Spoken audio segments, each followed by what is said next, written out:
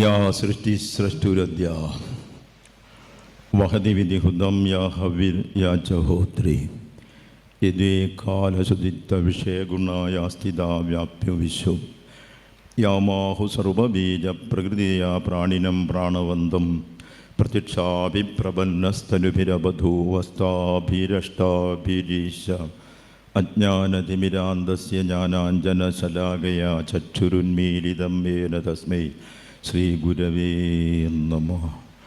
എങ്ങുമെങ്ങും നിറയും വെളിച്ചമേ, എൻ കരളിൽ കുടിയിരിക്കണമേ.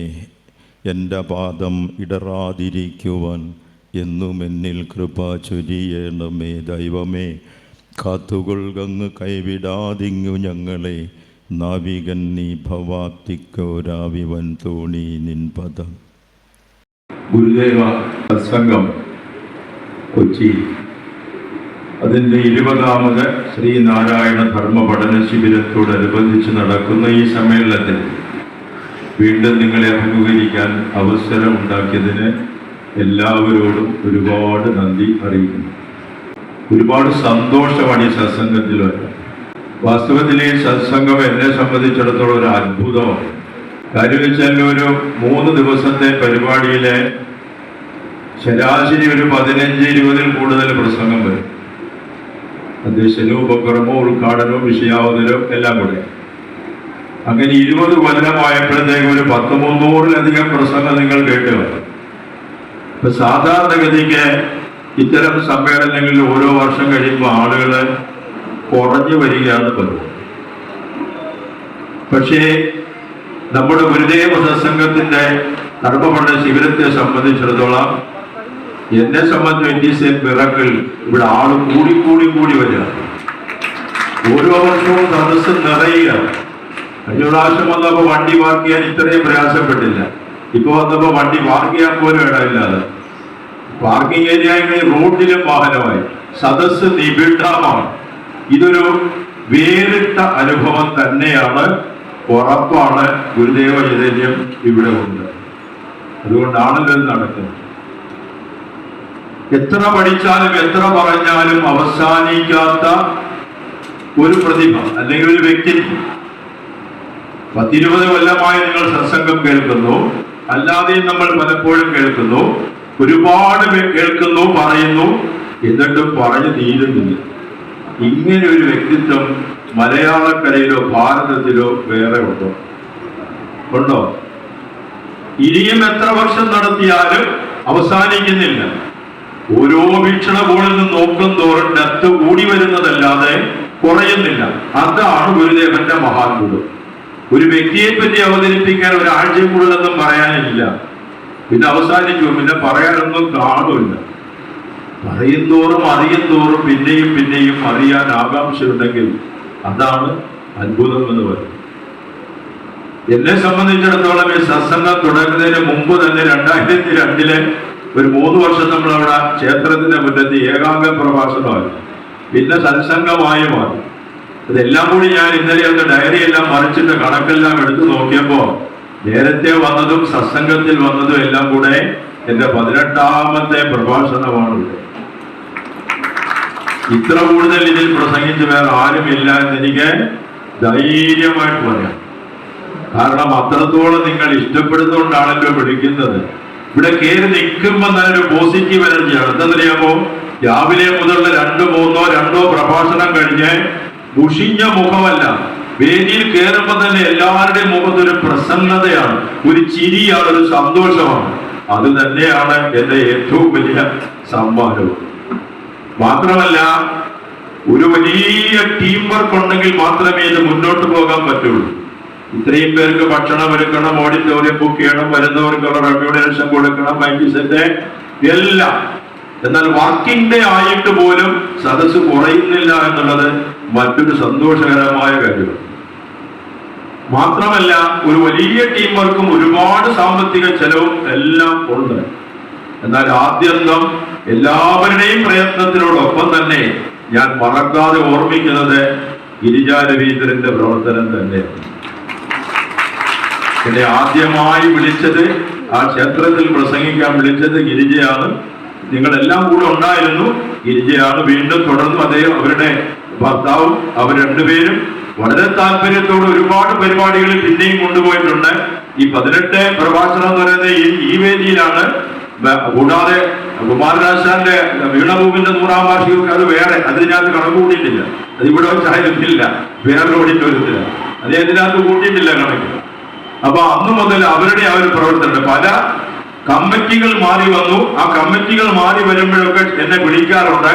വിളിക്കുമ്പോൾ ഞാൻ ഡേറ്റ് പറയുന്നതിന് മുമ്പ് ഞാൻ പറയും, ഞാൻ നോക്കിയിട്ട് ഇത്തിരി കഴിയും അങ്ങോട്ട് വിളിക്കാന്ന് പറയും. നോക്കിയിട്ട് അങ്ങോട്ട് വിളിക്കാന്ന് പറഞ്ഞ് എന്തിനാന്നറിയാമോ? ഗിരിയെ വിളിച്ചാൽ ചോദിക്കും, ഡേറ്റ് ചോദിച്ചിട്ടുണ്ട് കൊടുക്കണോ? അതിലാണ്. അത് ഭാരവാഹികളോട് പറയാൻ ചിലപ്പോൾ അവർക്ക് വിഷം തോന്നും. ഗിരിയോട് ചോദിക്കട്ടെന്ന് പറയാൻ പ്രയാസം തോന്നുമല്ലോ. ഇത്തിരി കഴിയട്ടെന്ന് പറയും. ഗിരിയോട് വിളിച്ചു ക്ഷണിച്ചിട്ടുണ്ട്, എന്ത് പറയുന്നു? ഇപ്പൊ ഗിരിജ പറയും തീർച്ചയായിട്ടും പോണം, തീർച്ചയായിട്ടും പോണം എന്ന് പറയും. ഞാൻ ആദ്യം ഈ വേദിയിൽ വന്ന് നിൽക്കുന്ന സമയത്ത് ആ ക്ഷേത്രത്തിന്റെ മുറ്റത്ത് നിൽക്കുമ്പോ എന്റെ ദാടിയിലും തലമുടിയിലും ഒറ്റ നരയും ഇല്ല. ഗിരിജ എന്ന അമ്മ മാത്രമാണ്, ഇപ്പൊ അമ്മൂമ്മയാണ്. അപ്പോ നമ്മളിലെല്ലാം അങ്ങനെ മാറ്റങ്ങൾ ഒരുപാടുണ്ടായി. ഇപ്പോഴും മാറാതെ വരുന്നു എന്നുള്ളത് വലിയ സന്തോഷമാണ്. ഈ ക്രിസ്മസിന്റെ സമയത്തിലും അച്ഛൻ സൺഡേ സ്കൂളിൽ ചോദിച്ചത്രേ കുട്ടികളോട്, മാറ്റമില്ലാത്തവനാണ് ദൈവം എന്ന് ബൈബിളിൽ പറയുന്നുണ്ട് അല്ലെ? മാറാനാഥ എന്ന് വിളിക്കും യേശുവിനെ. അത് പഠിപ്പിക്കാൻ വേണ്ടി അച്ഛൻ ചോദിച്ചു. എല്ലാം മാറും, മെത്രാന്മാരും ബിഷപ്പുമാരും അച്ഛന്മാരും ട്രസ്റ്റിമാരും എല്ലാവരും മാറും, എന്നാൽ മാറ്റമില്ലാത്തത് ആരാന്ന് അച്ഛൻ ചോദിച്ചു. കുരുത്തം കണ്ട ഒരുത്തൻ എഴുന്നേറ്റ് പറഞ്ഞു, കപ്പിയാരാണ്. അയാൾക്ക് മാത്രം മാറ്റമില്ല, ബാക്കി എല്ലാം മാറിയാലും എന്ന് പറഞ്ഞതുപോലെ മാറാത്തൊരു വേഷം എനിക്ക് തന്നിരിക്കുന്നു.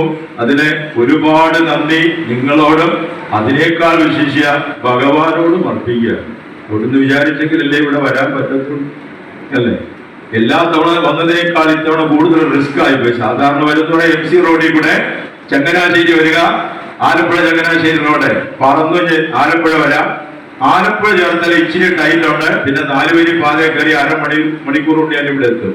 പക്ഷെ ഇപ്പൊ ഹൈവേ പണിയാണ്, അരൂര് മുതല് തുറവൂര് വരെ.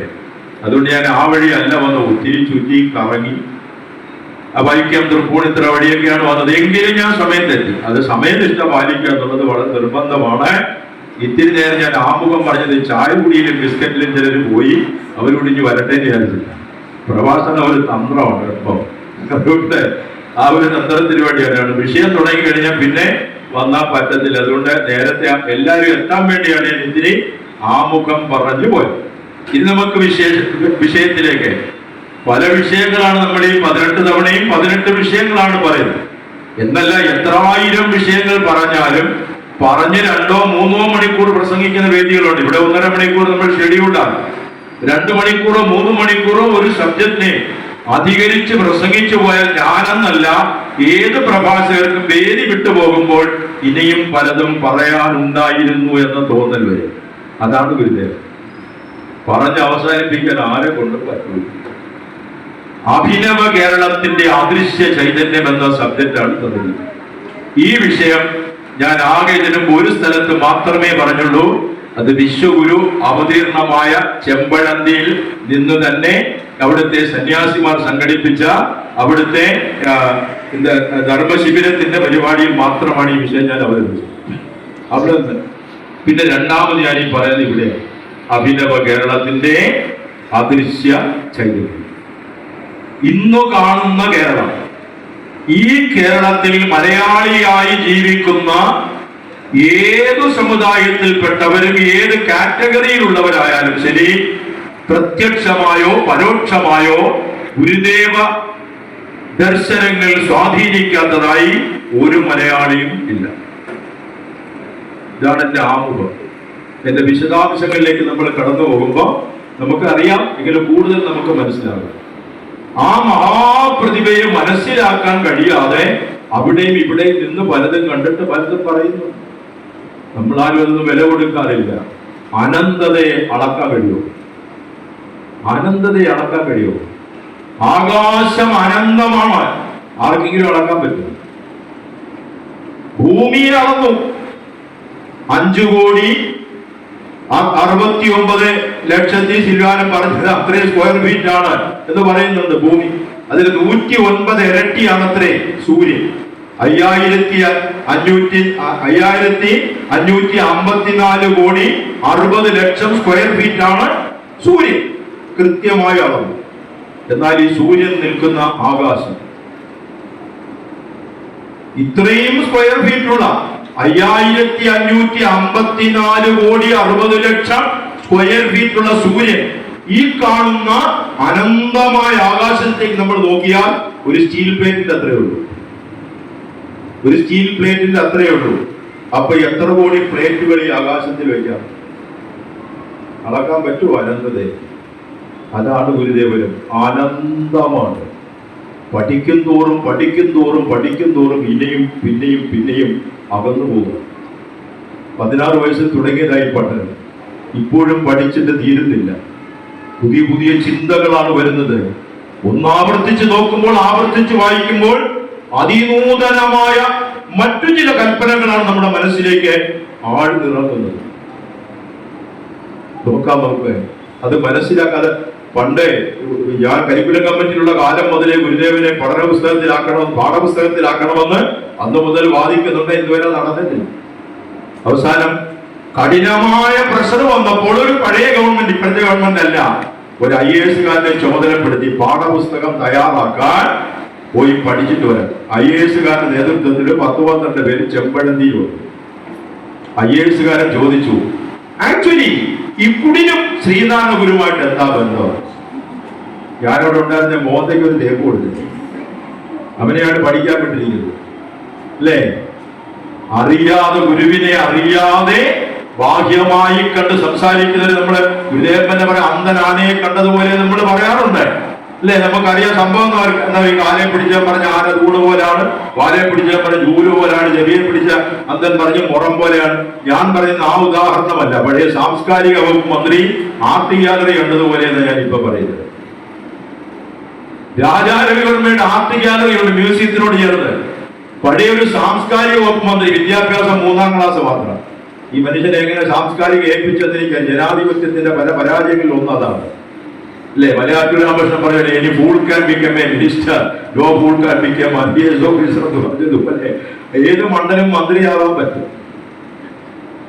എന്റെ ഈശ്വരൊരു മന്ത്രി ഉണ്ടായിരുന്നല്ലോ, എത്രാം ക്ലാസ് വരെ പഠിച്ചിട്ടുണ്ട്? ആ ഈശ്വര കുഴപ്പം പഠിച്ചിട്ടില്ല, അല്ലേ? MM. സാംസ്കാരിക വകുപ്പ് ഈ വിദ്യാഭ്യാസമില്ലാത്ത മന്ത്രി ആർട്ട് ഗാലറി കാണാൻ പോയി.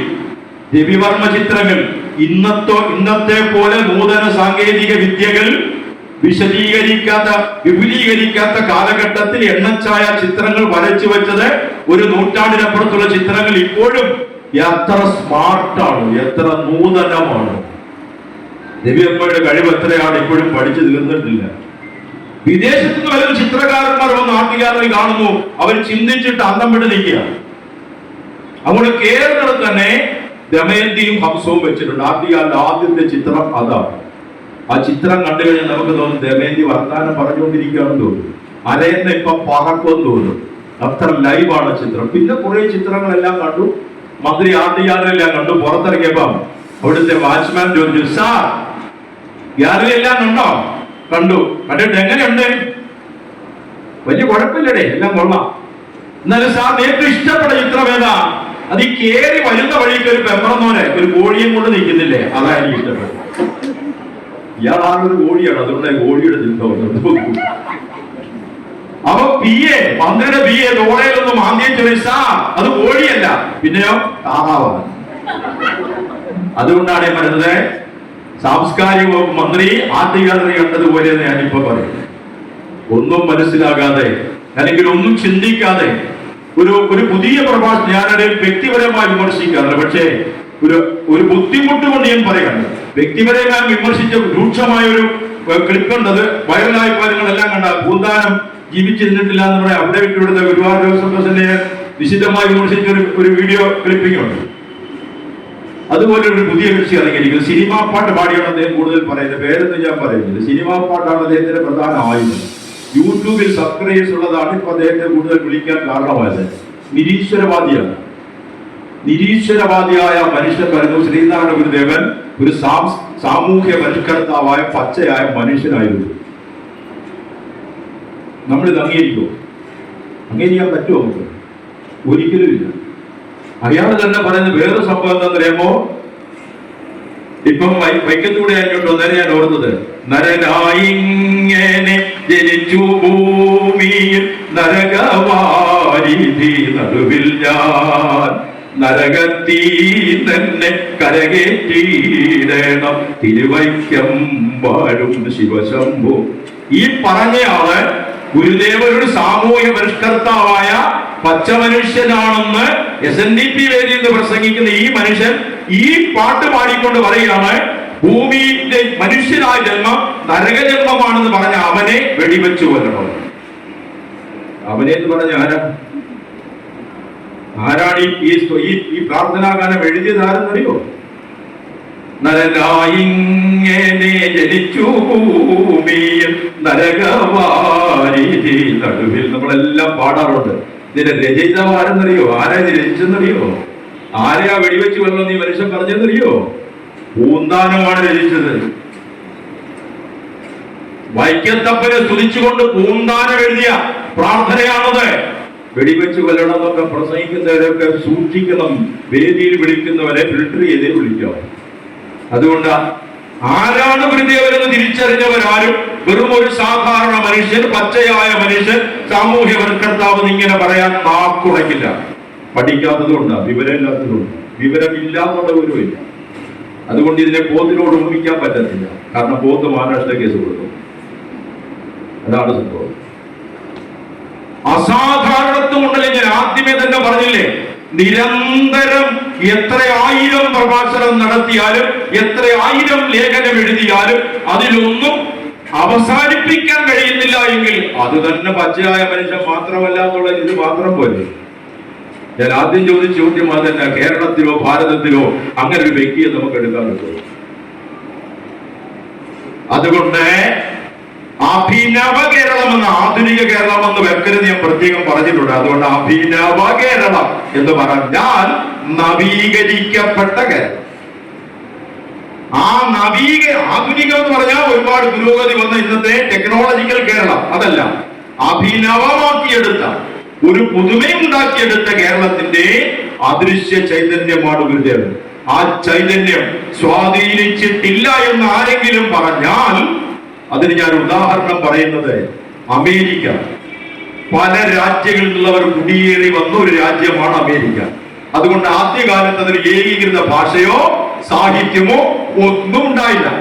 19-ാം നൂറ്റാണ്ടിലാണ് ആദ്യമായി അമേരിക്കയിൽ ഒരു കവി ഉണ്ടാകുന്നത്. ആ കവിയുടെ പേര് എസ്രാ പൗണ്ട് എന്നാണ്.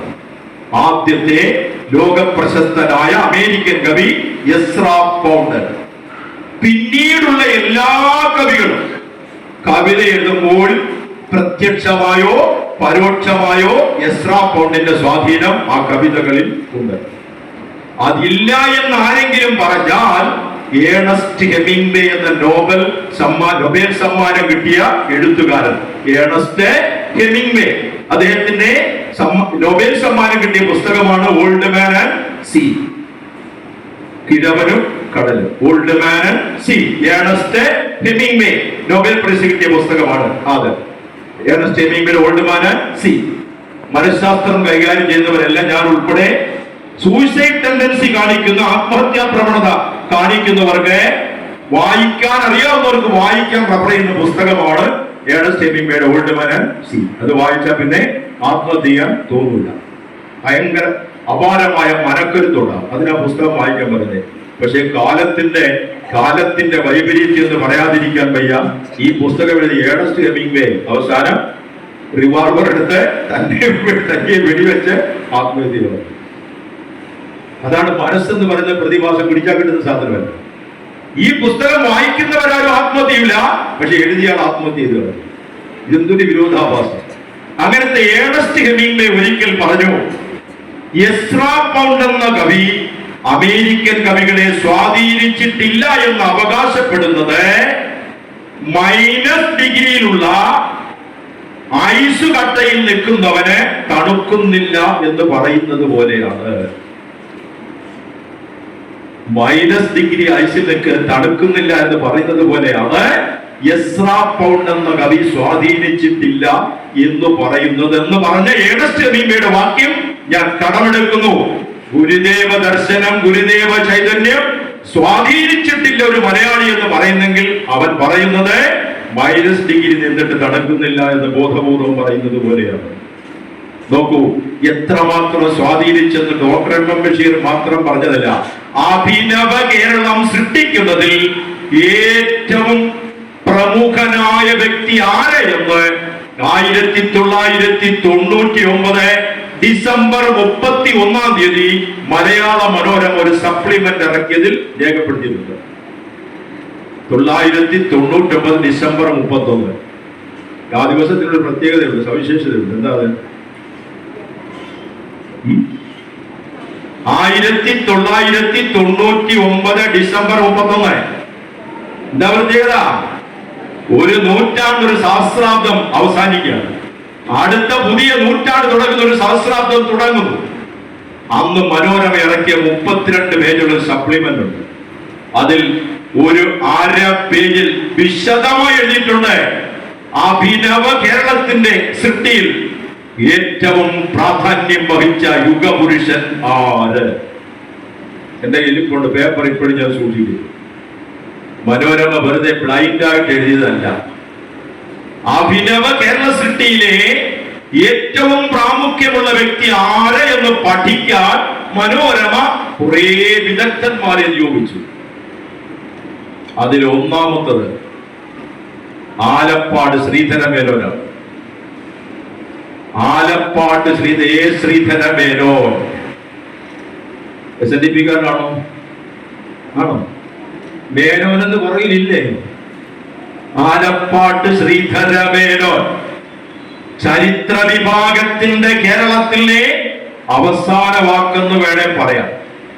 അദ്ദേഹം ഹാർവാർഡ് യൂണിവേഴ്സിറ്റിയിൽ പോയാണ് ഡോക്ടറേറ്റ് എടുത്തത്. ചരിത്ര ഗവേഷണത്തിൽ PhD എടുത്തത് ഹാർവാർഡ് യൂണിവേഴ്സിറ്റിയിലാണ്. ചങ്ങമ്പുഴയുടെ വാഴക്കുല വൈരോപ്പള്ളി എഴുതാന്ന് പറയും തീസിസ് കൊടുത്ത് ഡോക്ടറേറ്റ് എടുത്തതല്ല.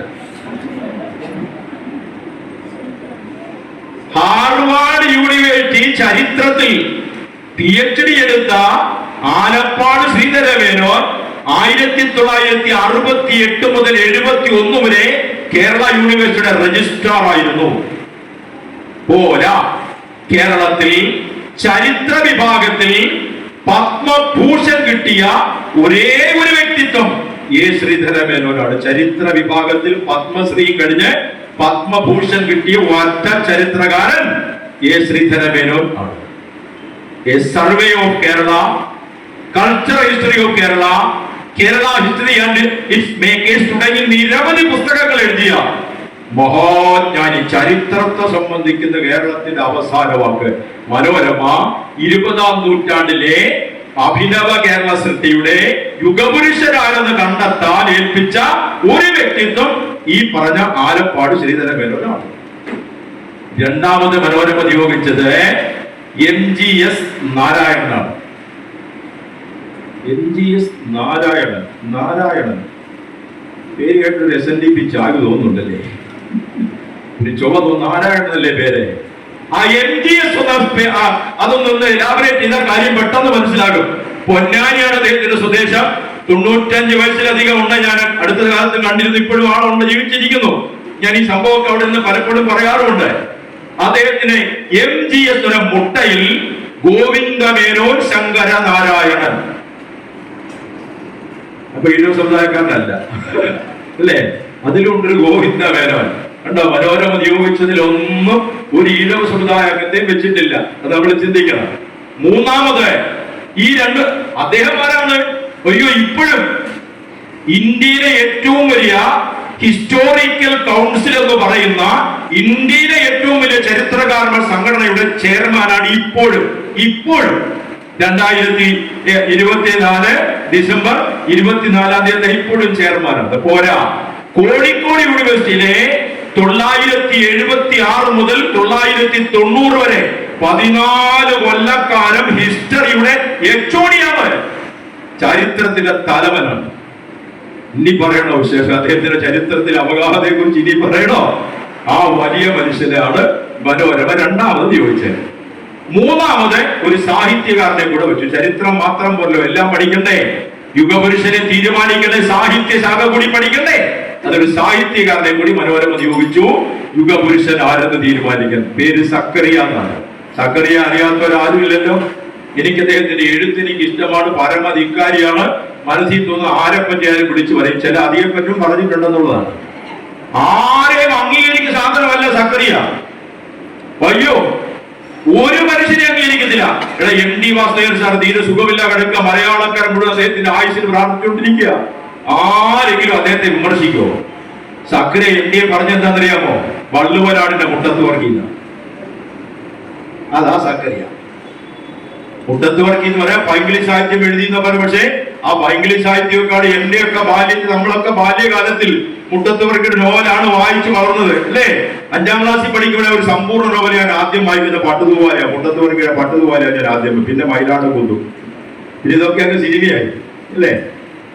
അത് വള്ളുവനാടിന്റെ മുട്ടത്ത് വർക്കിയെന്ന് MD ഇടിക്കാൻ പറയാ. MD ആരാണ് സാധനം? ആ മാന്ത്രിക തൂലികയിലല്ലാതെ ചതിയൻ ചന്തുവിനെ നല്ല എന്തുവാക്കാൻ പറ്റുമോ? ഭൂമിയിൽ ആര് വിചാരിച്ചാലും പറ്റുമോ? പറ്റില്ല. അതാണ് 2ാം ഊഴത്തിലെ ആ കഥ. ഓരോന്നും ചിന്തിച്ചു നോക്കിയാൽ മാന്ത്രിക തൂലികയുടെ ഉടമയാണ് MD. ഈ മനുഷ്യൻ കുറച്ച് പോരാ. അടൂർ ഗോപാലകൃഷ്ണൻ ലോകം മുഴുവൻ ആദരിക്കുന്ന ചലച്ചിത്രകാരനാണ്. ഈ സക്കറിയാണ് ഒരു കഥ എടുത്തിട്ട് അദ്ദേഹം സിനിമയാക്കി വിധേയം. സക്കറിയ എഴുതിയതുപോലെ അല്ല എന്റെ ക്ലൈമാക്സ് വെച്ച്. സംവിധായകന്റെ സ്വാതന്ത്ര്യമല്ലേ അതെങ്ങനെ ക്ലൈമാക്സ് ആക്കണമെന്നുള്ളത്. അതിനെ തിരുവനന്തപുരം നിശാഗന്ധി ഓഡിറ്റോറിയത്തിൽ മുഖ്യമന്ത്രിയുടെ സാന്നിധ്യത്തിൽ അടൂർ ഗോപാലകൃഷ്ണനെ ഇരുത്തിക്കൊണ്ട് ഇയാൾ പരസ്യമായി വിമർശിച്ച് കൊച്ചി കീഴ്കളഞ്ഞു. എനിക്കൊക്കെ അത് കേട്ടിട്ട് സർവാംഗം പെരുത്തുപോയി. അടൂർ ഗോപാലകൃഷ്ണൻ വിമർശിച്ച സാധനമാണ്. ഒക്കെ പോട്ടെ, ഗാനഗന്ധർവനെ ആരെങ്കിലും ഇഷ്ടപ്പെടാത്തവരുണ്ടോ? ദാസേട്ടനെ ഇഷ്ടപ്പെടാത്ത 2.5 വർഷമായിട്ട് അമേരിക്കയിലാണ്. ആരോഗ്യത്തോടെ വരട്ടെ എന്ന് മാത്രം പ്രാർത്ഥിക്കുന്നു. അതിനപ്പുറം ഒന്നും പറയാൻ പറ്റില്ല. ദാസേട്ടൻ അമേരിക്കയിലാണ്. അതുകൊണ്ട് പൂർണ്ണാരോഗ്യത്തോടെ 100 വയസ്സ് വരെ ജീവിക്കട്ടെ, കേരളത്തിൽ തിരിച്ചു വരട്ടെ എന്ന് പ്രാർത്ഥിക്കാം. എല്ലാവർക്കും ദാസേട്ടനെ ഇഷ്ടമല്ലേ? ദാസേട്ടനെ കയറി വിമർശിച്ചറിയ. ദാസേട്ടന് 50 വയസ്സുള്ളപ്പോ ഇപ്പൊ 86ആയി. ഇപ്പോഴും ഗംഗയിൽ വിളിച്ച ഗംഗ ഇങ്ങ് വരും. ഒരു കുഴപ്പമില്ല ശബ്ദത്തിന്. ഫോണിൽ വിളിക്കും, ഞാൻ വിളിച്ച് സംസാരിച്ചു. നല്ല സ്വരമാതിരി എല്ലാം ഉണ്ട്. പക്ഷെ ചില പ്രശ്നങ്ങളുണ്ടോട്ടെ.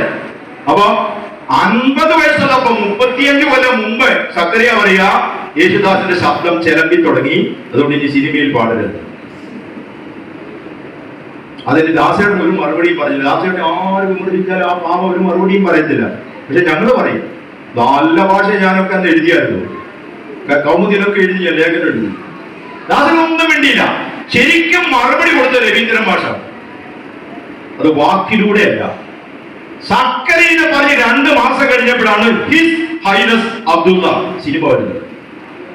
അതിലെ നമ്മുടെ മേളകർത്താരാഗത്തിൽ 36ാമത്തെ രാഗമായ ചലനാട്ടയോട് സാമ്യമുള്ള ഹിന്ദുസ്ഥാനി ജോഗ് രാഗത്തിൽ ദാസേട്ടനെ കൊണ്ടൊരു പാട്ട് പാടിച്ചു, പ്രമദവനം. ഒരു ഗാനമേളക്കാർ ഇന്ന് വരെ പാടാത്ത പാട്ടാണ് പ്രമദവനം. ഞാൻ വേദി പ്രസംഗിക്കുന്നതിനിടയ്ക്ക് ചില പാട്ടൊക്കെ മൂളാറുണ്ട്. പ്രമദവനം ഞാൻ ഇതുവരെ മൂളത്തില്ല, കാരണം അത് പാടാൻ പറ്റത്തില്ല. അത് ദാസപ്പനെ കൊണ്ടേ പറ്റൂ. പ്രായും മായും തായും 3 സ്ഥായിലാണ് എഴുതുന്നത്. അത് ദാസപ്പനെ കൊണ്ടേ അത് പറ്റൂ. എന്നിട്ടും പൂർത്തിയായില്ല. 6 കൊല്ലം കഴിഞ്ഞ് 996 ആയപ്പോൾ 6ാം നമ്പുരാനിൽ, അത് പിന്നെ സിന്ധു ഭൈരവി രാഗത്തിലാണ്, ഹരിമുരളീരവ ഹരിതവൃന്ദാവ, അതിനങ്ങോട്ട് മധുമൊഴിയാതെ നിന്നെ തേടി എന്നൊരു പിടുത്തം, അല്ലേ? ഇത് റെക്കോർഡ് ചെയ്യുന്ന സമയത്ത് ഞാൻ മദ്രാസിലുണ്ട്. അമേരിക്കയിൽ നിന്ന് വന്നതിന്റെ പിറ്റേ ദിവസം രവീന്ദ്രമായിട്ട് ദാസേട്ടനുമായിട്ട് ഉടക്കിയ ഒരു രംഗമാണ്. ഇത്ര സെക്കൻഡ് നീട്ടണമെന്ന് രവീന്ദ്രൻ പറഞ്ഞപ്പോ ദാസേട്ടൻ പറഞ്ഞു, രവീന്ദ്ര, വയസ്സുകാലത്ത് തിരായിപ്പില്ലാതെ കൊന്നത്തങ്ങേ കയറണമെന്ന് പറയുന്നത് വലിയ ഈ ഉദാഹരണം ദാസേട്ടൻ പറഞ്ഞു. അത്രയും നീട്ടാൻ പറ്റത്തില്ല എന്ന് പറഞ്ഞു. രവീന്ദ്രമാഷ് പറയും, നീട്ടിയ പറ്റും, ദാസനെ കൊണ്ട് പറ്റും എന്ന് പറഞ്ഞു. അങ്ങനെ ഒരു കമന്റ് ചെയ്ത ദാസന് ഇഷ്ടം. കൂടെ ഇടയ്ക്ക് ഒരാൾ കയറി തരാ തിരുത്തൊക്കെ തന്നെ. അവസാനം ദാസനെ പിണങ്ങിപ്പോയി. പാടത്തില്ല എന്ന് പറഞ്ഞ് വീട്ടിൽ പോയി. പിന്നെ ഞങ്ങൾ പിറകെ പോയി. പിന്നെ കോംപ്രമൈസ് ചെയ്യുന്നതിന്റെ ഡയലോഗ് ഒക്കെ ഉണ്ട്. അതിപ്പോ ഞാൻ പറയുന്നില്ല. അത് പറഞ്ഞ ദാസേട്ട സംഭവം അങ്ങനെ സംഭവിച്ച് തിരിച്ചു വന്നിട്ടാണ് ഒറ്റ പിടുത്തം. നിന്നെ തേടി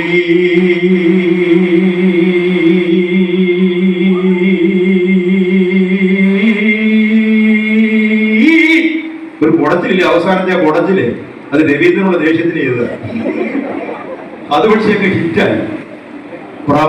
ഇതുകൂടി ഹരിമുരളീരവം ഇറങ്ങിയപ്പോഴാണ് രവീന്ദ്രൻ മാഷ് സക്കറിയാട് പറഞ്ഞ പ്രമദവനവും ഹരിമുരളീരവും കേട്ടിട്ട് ദാസിന്റെ ശബ്ദം ചെലമ്പിയെന്ന് തനിക്ക് തോന്നിയോട് വന്ന് രവീന്ദ്രൻ മാഷ് ചോദിച്ചു. കണ്ടോ, ആരെയും വിമർശിക്കുന്ന സാധനമാണ് സക്കറിയ.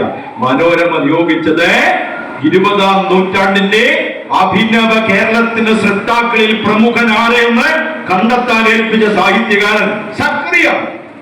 ഇവര് മൂന്നും കൂടി പഠിച്ചു. സക്കറിയ മാന്തി അവസാനം പണി കിട്ടിയത് നമ്മുടെ ജനറൽ സെക്രട്ടറി കയറി മാന്തിയപ്പോഴാണ്. ജനറൽ സെക്രട്ടറി ഒരു മാന്തി. അയ്യോ, അഴീക്കോട് മാഷിക്ക് അതുപോലെ ചോദിച്ചു, കുമാരരാജ എന്ന സിംഹാസനത്തിൽ വെള്ളാപ്പള്ളിക്ക് ഇരിക്കാൻ എന്താ യോഗ്യത? കൊടുത്തു ഒരടി. സക്കറിയാക്ക് സാഹിത്യത്തെക്കാൾ നല്ലത് പഴയ പാക്ക് കച്ചവടമാണ്. ഈ പാക്ക് കച്ചവടത്തിന്റെ പിന്നിൽ ഒരു മോശപ്പെട്ട കഥയുണ്ട്. ഞാൻ ഉടനെ ചോദിച്ചു, ഞാൻ കണിച്ചുളക്കടന്ന് ചോദിച്ചത് എന്തോ പാക്ക് കച്ചവടം കഥ എന്നോട് പറഞ്ഞു. ഇനി അവ മിണ്ടുന്നെങ്കിൽ വെളിയിൽ പറഞ്ഞാൽ മതി, അല്ലേ പറയണ്ട. അതോട് സക്കറിയ ഒതുങ്ങി പോട്ടെ. ഈ 3 പേരെ നിയോഗിച്ചു.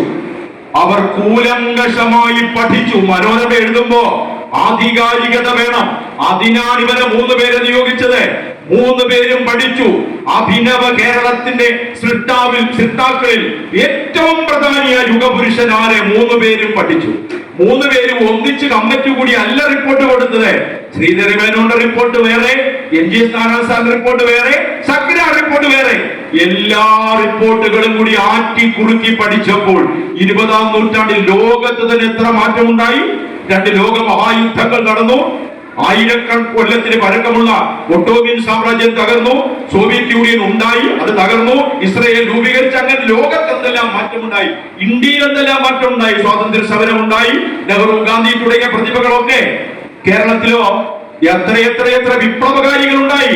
പണ്ഡിറ്റ് കറുപ്പനെ പോലെ, മഹാത്മാ അയ്യങ്കാളിയെ പോലെ, മന്നത്താചാര്യനെ പോലെ എത്രയോ വലിയ വിപ്ലവകാരികൾ, പരിഷ്കാരികൾ ഉണ്ടായി.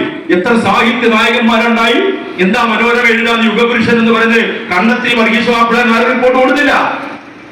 എത്രയോ സാഹിത്യ നായകന്മാരും പരിഷ്കാരികളും വിപ്ലവകാരികളും എല്ലാം ഉണ്ടായി. പക്ഷേ ആ 3 പേരും കൊടുത്തത്, ആ റിപ്പോർട്ടിൽ 3ലും കൊടുത്തത് 20-ാം നൂറ്റാണ്ടിന്റെ അഭിനവ കേരളത്തിന്റെ സൃഷ്ടാവായ യുഗപുരുഷൻ ശ്രീനാരായണ ഗുരുദേവനാണ്.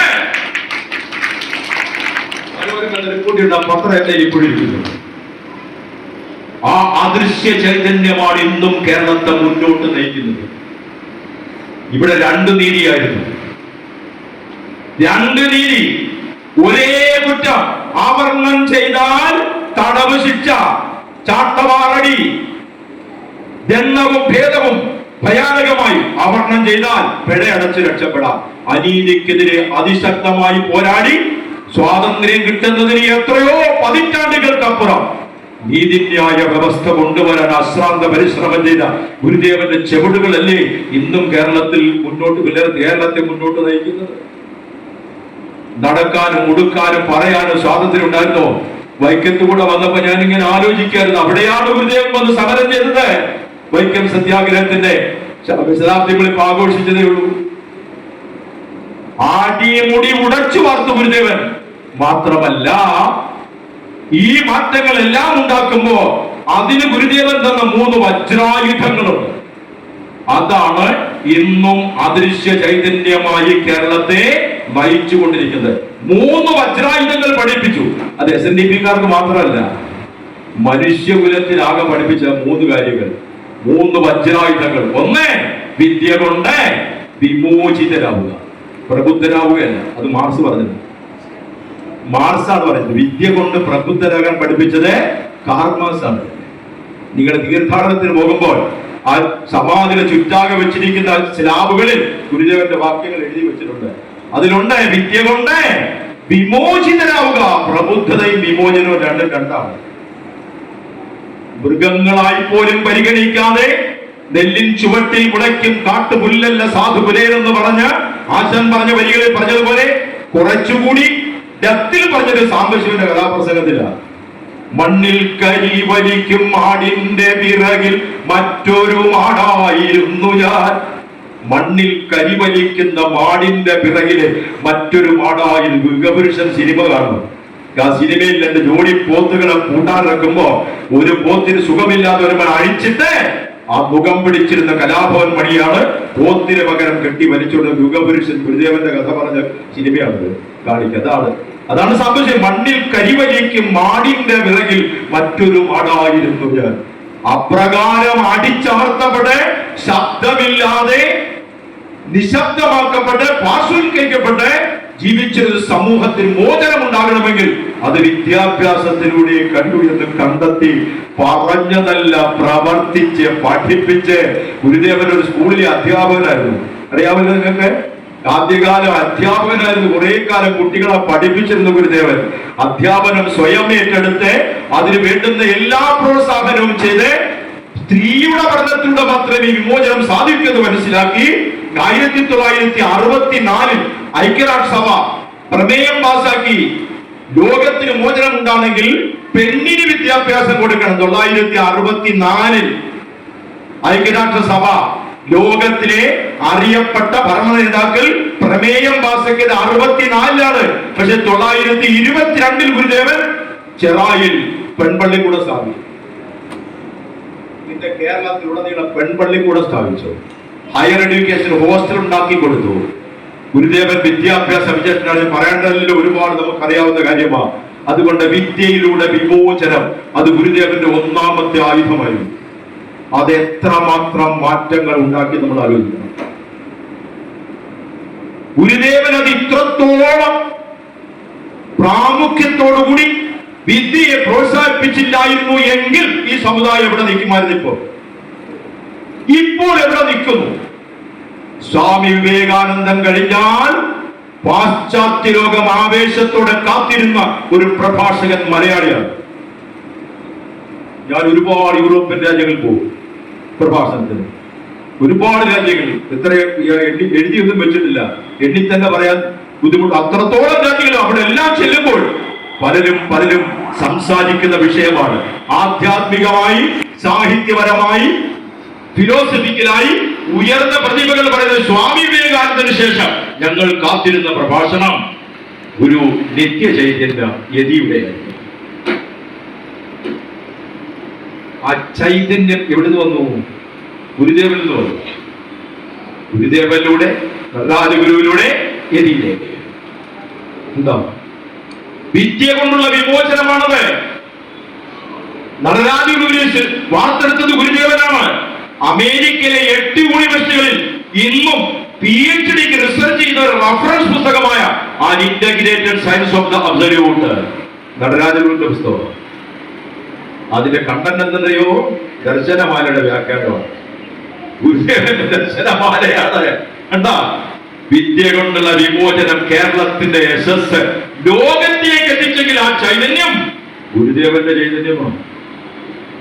തീർന്നില്ല. രണ്ടാമത് പഠിപ്പിച്ച വജ്രായുധമാണ് സംഘടിച്ച് ശക്തരാവുക. സംഘടന കൊണ്ട് ശക്തരാവുക. മൂന്നാമത്തെ വജ്രായുധമാണ് വ്യവസായം കൊണ്ട് അഭിവൃദ്ധി നേടുക. ഈ സമുദായത്തിന്റെ ഗുരുദേവൻ ജീവിച്ച കാലഘട്ടവും ഇന്നത്തെ കാലഘട്ടവും ഒറ്റയ്ക്ക് മാറിയിരുന്ന് ചിന്തിച്ചു. വിദ്യ കൊണ്ട് എവിടം വരെ എത്തി സമുദായം, സംഘടന കൊണ്ട് എവിടം വരെ എത്തി. നിരവധി വ്യവസായികളുടെ എന്തെല്ലാം സാമ്പത്തിക സംഭരണങ്ങളുണ്ടായി. ആ വ്യവസായികളുടെ സമ്പന്നത ഉള്ളത് കൊണ്ടാണല്ലോ നമ്മുടെ ഈ സത്സംഗം തന്നെ എല്ലാ വർഷവും നടന്നു. എത്ര ലക്ഷം രൂപ വേണം ഒരു സമ്മേളനം സംഘടിപ്പിക്കണമെങ്കിൽ? എന്ത് പ്രയാസമായിരുന്നു ഈ സമുദായത്തിന് പണ്ട്. എത്ര വ്യവസായികളാണ്. ജനറൽ സെക്രട്ടറി മുതൽ ഞാൻ താഴോട്ട് നോക്ക്, എണ്ണി പറയാൻ കേരളത്തിലെ പ്രമുഖ വ്യവസായികളുടെ ലിസ്റ്റ് എടുത്താൽ അതിൽ ഒരു നല്ല ഭാഗം ഈ സമുദായത്തിന്റെ അംഗങ്ങളാണ് തിരിച്ചറിയുക. ഗുരുദേവൻ പഠിപ്പിച്ച വജ്രായുധമാണ്. മൈക്രോ ഫൈനാൻസിങ് വന്നപ്പോൾ അത് വേറൊരു രീതിയിൽ ഒരുപാട് നേട്ടങ്ങൾ ഉണ്ടാക്കി. അതിന്റെ വർണ്ണനകളൊന്നും ഞാൻ എടുത്തു പറയുകയില്ല. ഈ വജ്രായുധം കൊണ്ട് ഗുരുദേവൻ സൃഷ്ടിച്ച 4 ഭരണാധികാരികൾ, ഒരുപാട് ഭരണാധികാരികളുണ്ട്. അവരിൽ പ്രമുഖരായ 4 പേരുണ്ട്. അവർ കൊണ്ടുവന്ന പരിഷ്കാരങ്ങൾ സ്വാധീനിക്കാത്ത ഒരു മലയാളിയുമില്ല. മറ്റൊരു സമുദായത്തിനും അവകാശപ്പെടാൻ കഴിയാതെ 4 മുഖ്യമന്ത്രിമാർ വന്നത് ഈഴവ സമുദായത്തിൽ നിന്ന് മാത്രമാണ്. ഞാൻ ജാതി കണക്ക് പറയല്ല, ഗുരുദേവന്റെ ചൈതന്യം ഒന്ന് ചിന്തിക്കാൻ വേണ്ടി ഒരു സർവേ അവതരിപ്പിക്കുക. നിങ്ങൾ ആലോചിച്ച് നോക്ക്, 4 ക്രിസ്ത്യൻ മുഖ്യമന്ത്രിമാർ കേരളം ഭരിച്ചിട്ടുണ്ടോ? 4 മുസ്ലിം മുഖ്യമന്ത്രിമാർ ഭരിച്ചിട്ടുണ്ടോ? 4 നായർ സമുദായങ്ങൾ മുഖ്യമന്ത്രിമാരായിട്ടുണ്ടോ? 4 ഈഴവ സമുദായ അംഗങ്ങൾ മുഖ്യമന്ത്രിമാരായി. അവർ 4 പേരും ഒന്നുകിൽ അവരുടെ പിതാക്കന്മാരെ തൊഴിലായ നെയ്ത്ത് ചെയ്യേണ്ടവരായിരുന്നു, അല്ലെ തെങ്ങ് ചെത്തേണ്ടവരായിരുന്നു, അല്ലെ തുന്നൽ തൊഴിലാളിയായി കഴിയേണ്ടവരായിരുന്നു. ഇങ്ങനെ ഒരു ഗുരുദേവൻ തന്ന വിദ്യയിലൂടെ വിമോചനവും സംഘടനയുടെ ശക്തിയും ഉണ്ടാക്കിയപ്പോൾ 4 മുഖ്യമന്ത്രിമാരെ കേരളത്തിൽ കിട്ടി. അതിൽ ഒന്ന് സി കേശവനാണ്. പ്രീ യൂണിവേഴ്സിറ്റി കഴിഞ്ഞു, 10ാം ക്ലാസ് കഴിഞ്ഞാൽ പണ്ട് പ്രീ യൂണിവേഴ്സിറ്റി, ഇപ്പൊ +1 +2, പണ്ട് പ്രീ യൂണിവേഴ്സിറ്റിയാ. പ്രീ യൂണിവേഴ്സിറ്റി കഴിഞ്ഞപ്പോ നേരെ ശിവഗിരി ചെന്നു സി കേശവൻ. ഗുരുദേവനോട് ചോദിച്ചു, ഞാൻ പ്രീ യൂണിവേഴ്സിറ്റി കഴിഞ്ഞു, ഇനി എന്തിനു പഠിക്കണം? ഇന്നത്തെ സാൻവര നീ ഒന്നിനും പഠിക്കണ്ട, പൊട്ടത്തല അടിച്ച് കഷായം കൊടുത്ത് എന്റെ കൂടി ഇരിക്കും. അതൊരു മുസ്ലിം പുരോഹിതനോട് ചോദിച്ചാലും പറയും, നീ ഇനി പഠിക്കാനൊന്നും വേണ്ട, വഴിയിലൊക്കെ കുത്തിയിരുന്നു 24 മണിക്കൂർ തസ്ബീഹ് പിടിച്ചുകൊണ്ടിരുന്നോളാം പറയും. അതാണ് ഗുരു.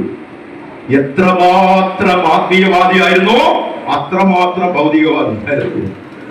സി കേശവനോട് പറഞ്ഞു, നിനക്ക് പറ്റിയത് നിയമ വിദ്യാഭ്യാസമാണ്, പോയി നിയമം പഠിക്കണം. അഡ്വക്കേറ്റ് പറഞ്ഞു.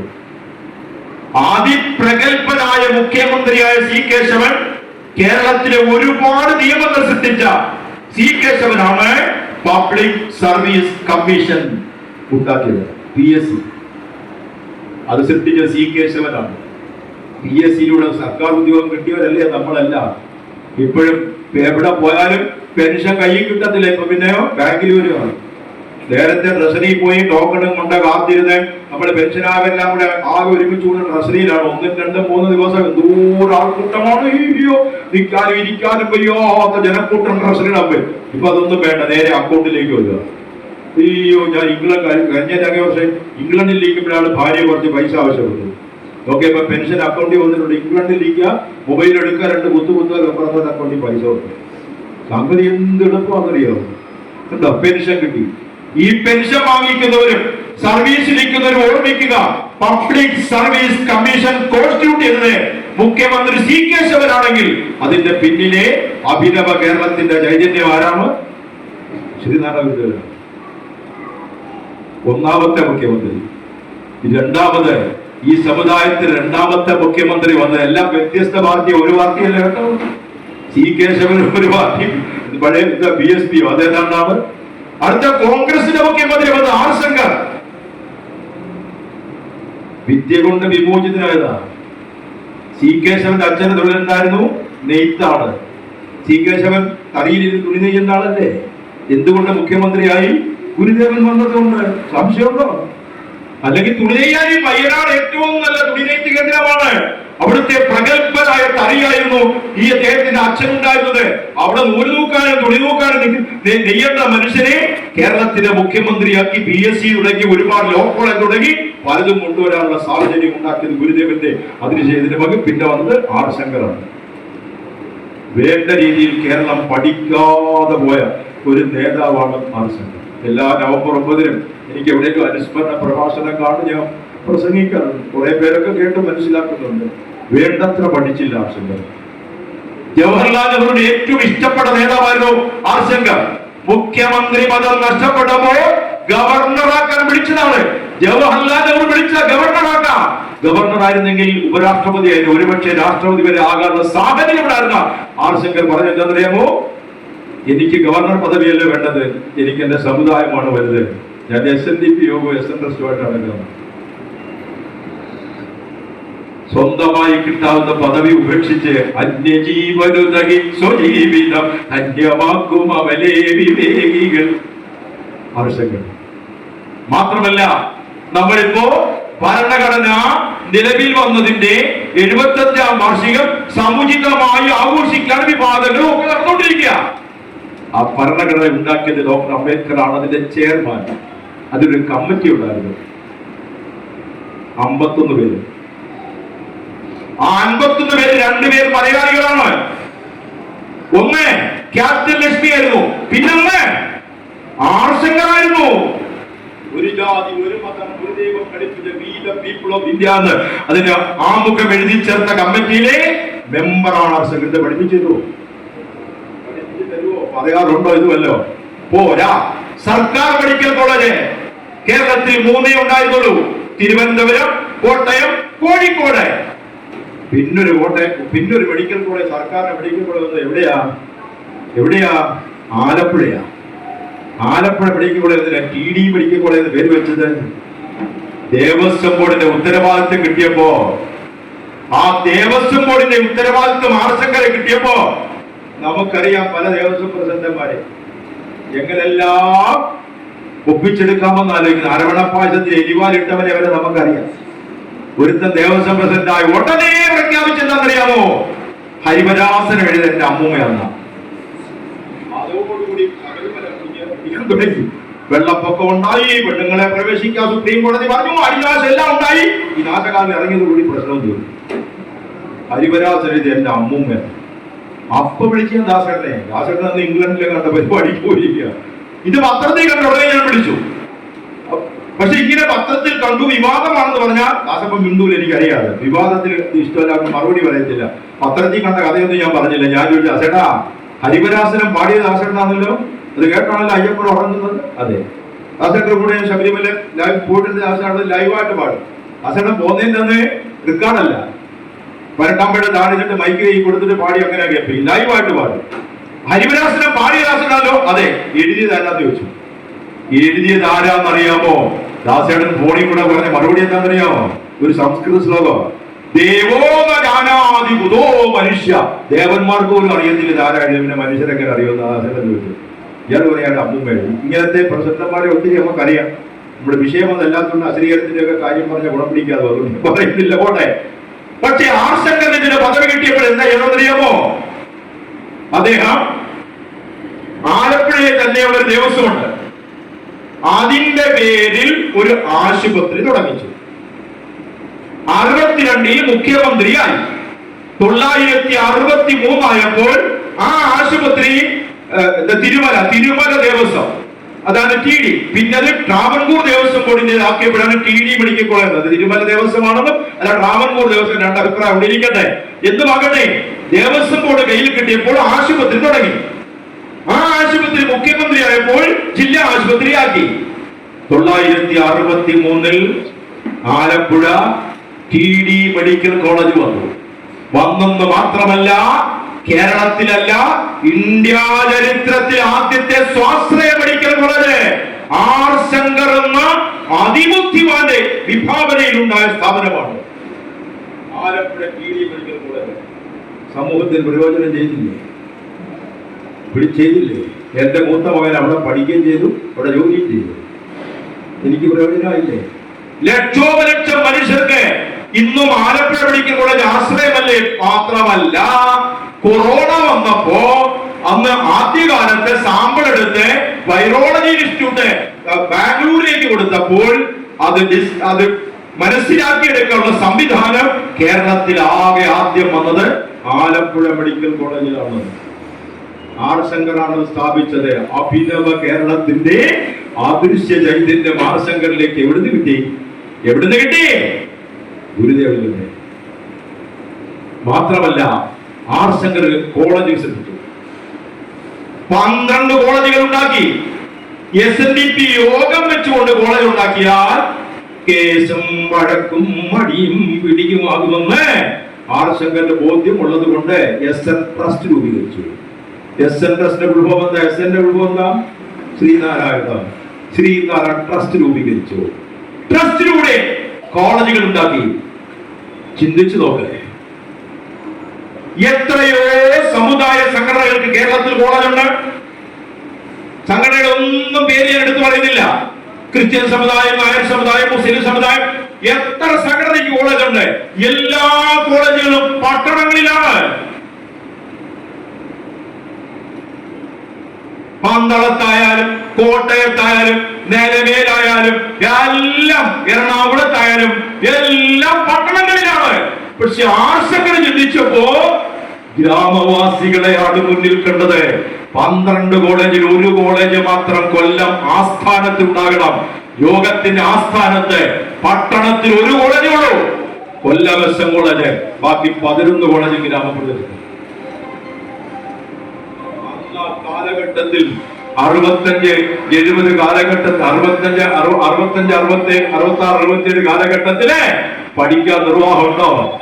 അങ്ങനെയാണ് നാട്ടിക കോളേജ് ആയാലും ശരി, ആലത്തൂർ കോളേജ് ആയാലും ശരി, പുനലൂർ എസ് എൻ കോളേജ് ആയാലും, ചെമ്പഴന്തി, ഈ 11 കോളേജിലും ഞാൻ പല പരിപാടികൾ, 12 കോളേജിലും പോയി പല പരിപാടികൾ. അങ്ങനെ പുനലൂർ എസ് എൻ കോളേജ് വന്നതുകൊണ്ടാണ് എം ബഷീർ, ഡോക്ടർ എം ബഷീറായി നിങ്ങളുടെ മുന്നിൽ ഇപ്പോൾ പ്രസംഗിക്കുന്നത്. അല്ലെങ്കിൽ ഏതെങ്കിലും എൽ പി സ്കൂളിൽ ഹെഡ് മാസ്റ്ററായിട്ട് പെൻഷനായിരുന്നു. അതായിരുന്നു വീട്ടിലെ തീരുമാനം. ശ്രീരപ്പണിക്കരയുടെ SNDP യോഗത്തിന്റെ പുനലൂരിന്റെ പ്രസിഡന്റ് അതിന് പുനലൂർ എസ് എൻ കോളേജ് അതുകൊണ്ടാണ് പഠിക്കാൻ പറ്റിയത്.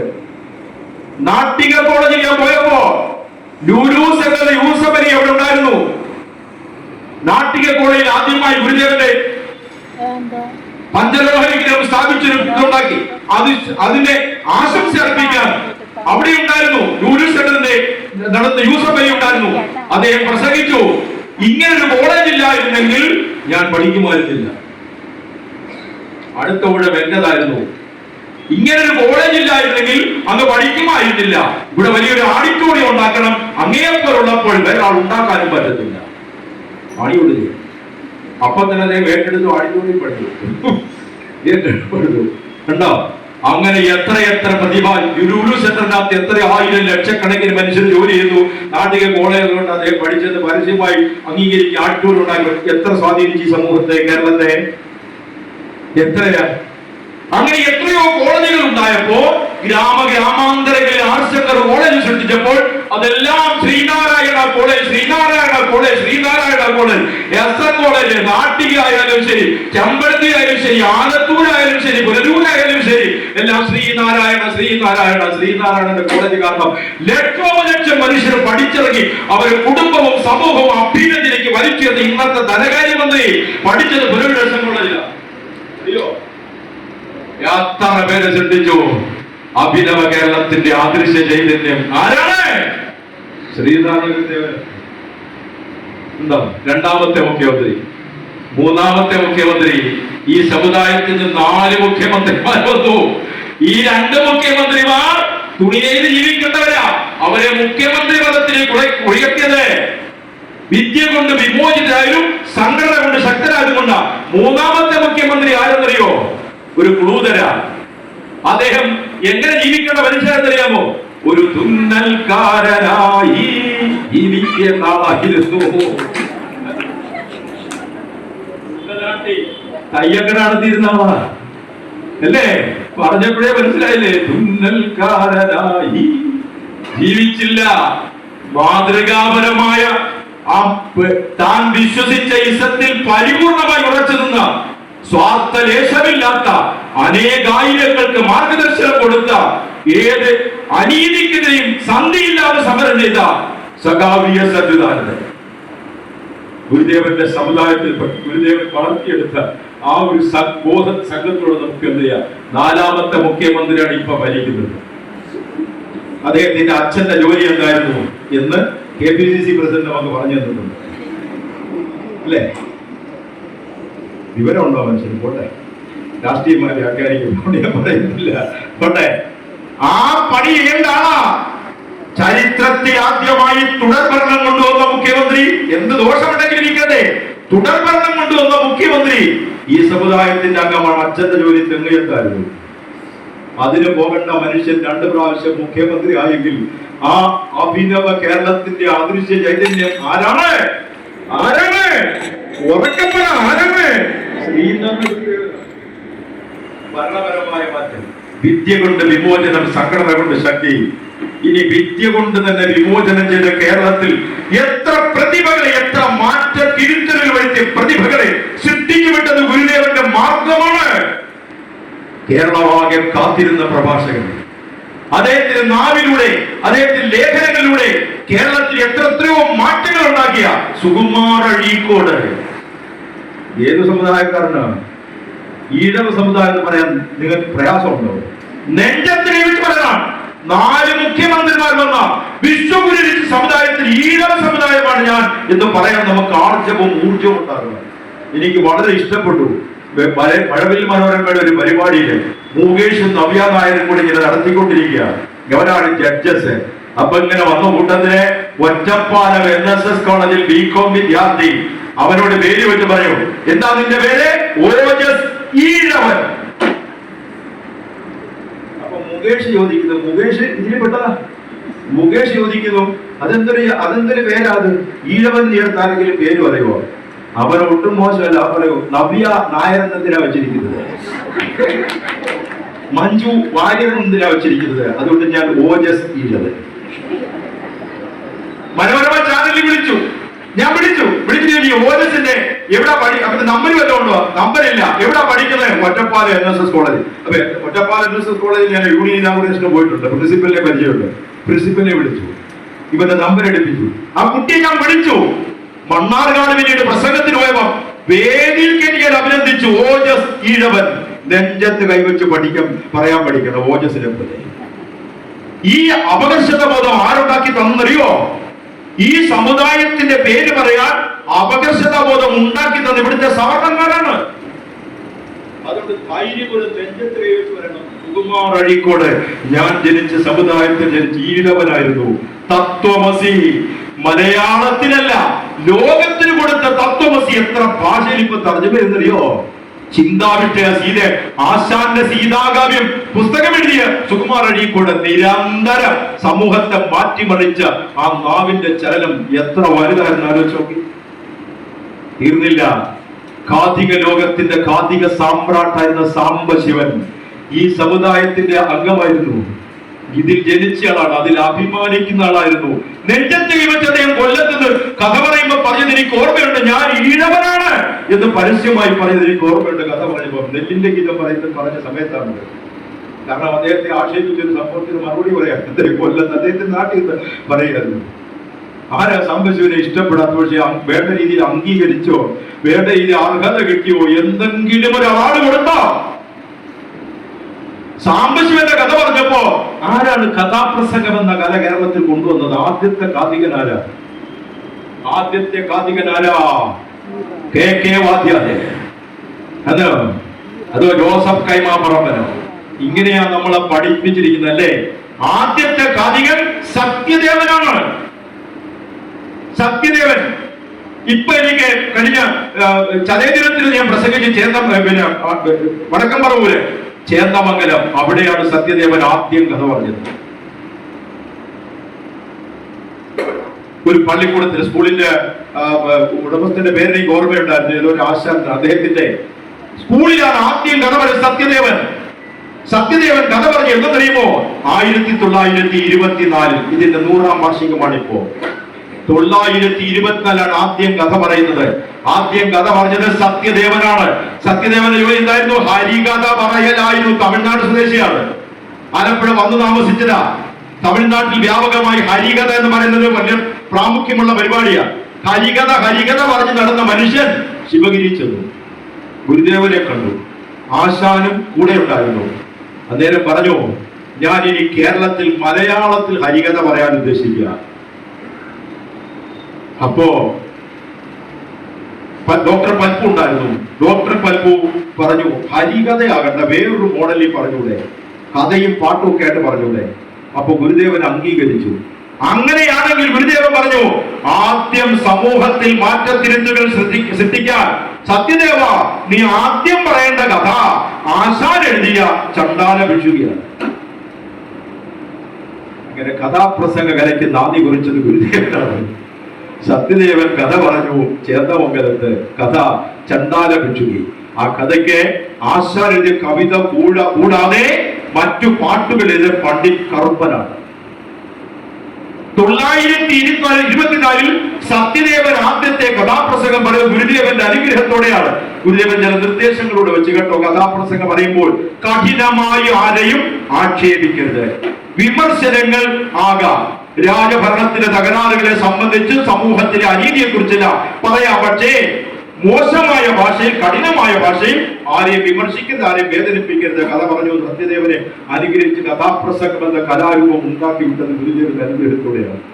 ആ കഥാപ്രസംഗത്തിന്റെ കഥയിലൂടെ സമൂഹത്തിൽ എത്ര മാറ്റമുണ്ടാക്കാൻ കഴിഞ്ഞു. കിടാമംഗലമായാലും സാംബശിവനായാലും കൊല്ലംബാബു ആയാലും ആ കഥകളെല്ലാം മനസ്സിൽ സ്പർശിക്കും. സമൂഹത്തിൽ എത്ര മാറ്റമുണ്ടാക്കിയത് കാരണം ഈ പറയുന്ന ജോസഫ് കൈമാപ്പറമ്പനും KK വാദ്യാരും സത്യദേവൻ കഥ പറയുമ്പോ എന്ത് പ്രായം ഉണ്ടാകുന്നറിയോ? കൈമാപ്പറമ്പൻ ജനിച്ചത് 1/7/1923. സത്യദേവൻ കഥ പറയുമ്പോ കൈമാപ്പറമ്പന് വയസ്സ് 1. KK വാദ്യാര് അദ്ദേഹമാണ് കഥാപ്രസംഗത്തിന് ഉപജ്ഞാതാവെന്ന് പറയുന്നു. അദ്ദേഹത്തിന് എന്ത് പ്രായം ഉണ്ടായിരുന്നറിയാമോ? അദ്ദേഹം ജനിച്ചത് 31/8/1911. സത്യദേവൻ കഥ പറയുമ്പോ KK വാദ്യാർക്ക് 13 വയസ്സ്. ആദ്യത്തെ കഥികൻ സത്യദേവനും മലയാളക്കരയിലെ ആദ്യത്തെ അത് പക്ഷെ ജനകീയമാക്കി വളർത്തിയത് സംശയമില്ല സാംബശിവൻ തന്നെയാണ്. വിശ്വസാഹിത്യ കൃതികളെ എത്ര അയത്നലളിതമായി അദ്ദേഹം അവതരിപ്പിച്ചതെന്നറിയോ? അത് സമൂഹത്തിൽ എത്ര മാറ്റമുണ്ടാക്കി. സംക്രാന്തി ആയാലും ശരി, അനീസി ആയാലും ശരി, ഐഷ ആയാലും ശരി, എന്തു മാറ്റങ്ങൾ അത് കേട്ടവരെല്ലാം മനസ്സിൽ ചാഞ്ചല്യം ഉണ്ടായില്ലേ. എന്റെ വീട്ടിൽ തൊട്ടടുത്തൊരു വൃദ്ധയുണ്ടായി, മരിച്ചുപോയി. അന്ന് അവർക്ക് ഏതാണ്ട് 80-86 വയസ്സുണ്ട്. അവരുടെ മകനുണ്ട്, തങ്ങളെന്ന പേര്. ഈ തങ്ങൾക്ക് ഭാര്യ വലിയ സംശയമാണ്. ഭാര്യ ഒരു പാവം, അവിടെ പെട്ടെന്ന് കുട്ടികൾ എന്നും ഇത് പറഞ്ഞ് അവിടെ വഴക്ക് വഴിയുക. അപ്പോഴാണ് സാംബശിവൻ ഞങ്ങളുടെ വീടിൻ്റെ അവിടെ നിന്ന് 2 കിലോമീറ്റർ അകലെയുള്ള കിടങ്ങി ക്ഷേത്രത്തിൽ സാംബശിവൻ വന്ന് പിന്നെ ഒഥല്ലോ കഥ പറഞ്ഞു. ഒഥല്ലോ ഈ വലിയമ്മ അമ്പലത്തിൽ നിന്നും പോകത്തില്ല, വീട്ടുമുറ്റത്തിരുന്ന് കംപ്ലീറ്റ് ചെയ്ത് കേട്ടു ഒഥല്ലോ. ഒരാഴ്ച കഴിഞ്ഞ് തങ്ങളെ ഭാര്യയെ സംശയിച്ച് വഴക്കുണ്ടാക്കിയപ്പോ ഈ വല്യമ്മ മുറ്റത്തിരുന്ന് പറയാ, എടാ ഒത്തല്ലോ ആകാതെ. ഞാൻ അടുത്ത് ചോദിച്ചു, അതല്ലേ അത് എന്താ വല്യമ്മ? ഉമ്മമ്മ എന്താ ഈ ഒത്തല്ലോ?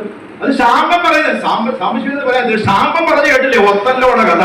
ഒത്തല്ലോ സംശയിച്ച് വെമ്പറന്നവരെ കുത്തിക്കുന്നു ഉണ്ടോ? അല്ല, കഴുത്തി തിരിച്ചു കൊണ്ടു. അത് കേട്ടു വെച്ചിരിക്കുക. ഒഥല്ലോ കഥ പറഞ്ഞപ്പോ ആ സംശയ ലോകത്തിന്റെ അനുരണങ്ങൾ ആ വൃദ്ധയുടെ മനസ്സിൽ പതിഞ്ഞിരിക്കുകയാണ്. വിമൽ മിത്രയുടെ വിലയ്ക്ക് വാങ്ങാം. നോവൽ ഇറങ്ങുന്ന 4500 പേജം കാണാം. പൊതുവെ വായന വളരെ വേഗതയിൽ വായിക്കുന്ന മനുഷ്യനെ എനിക്ക് അത്ര ചെറുപ്പം മുതലേ ഒരു ശീലമാണ്, പെട്ടെന്ന് വായിക്കുന്ന പുസ്തകം.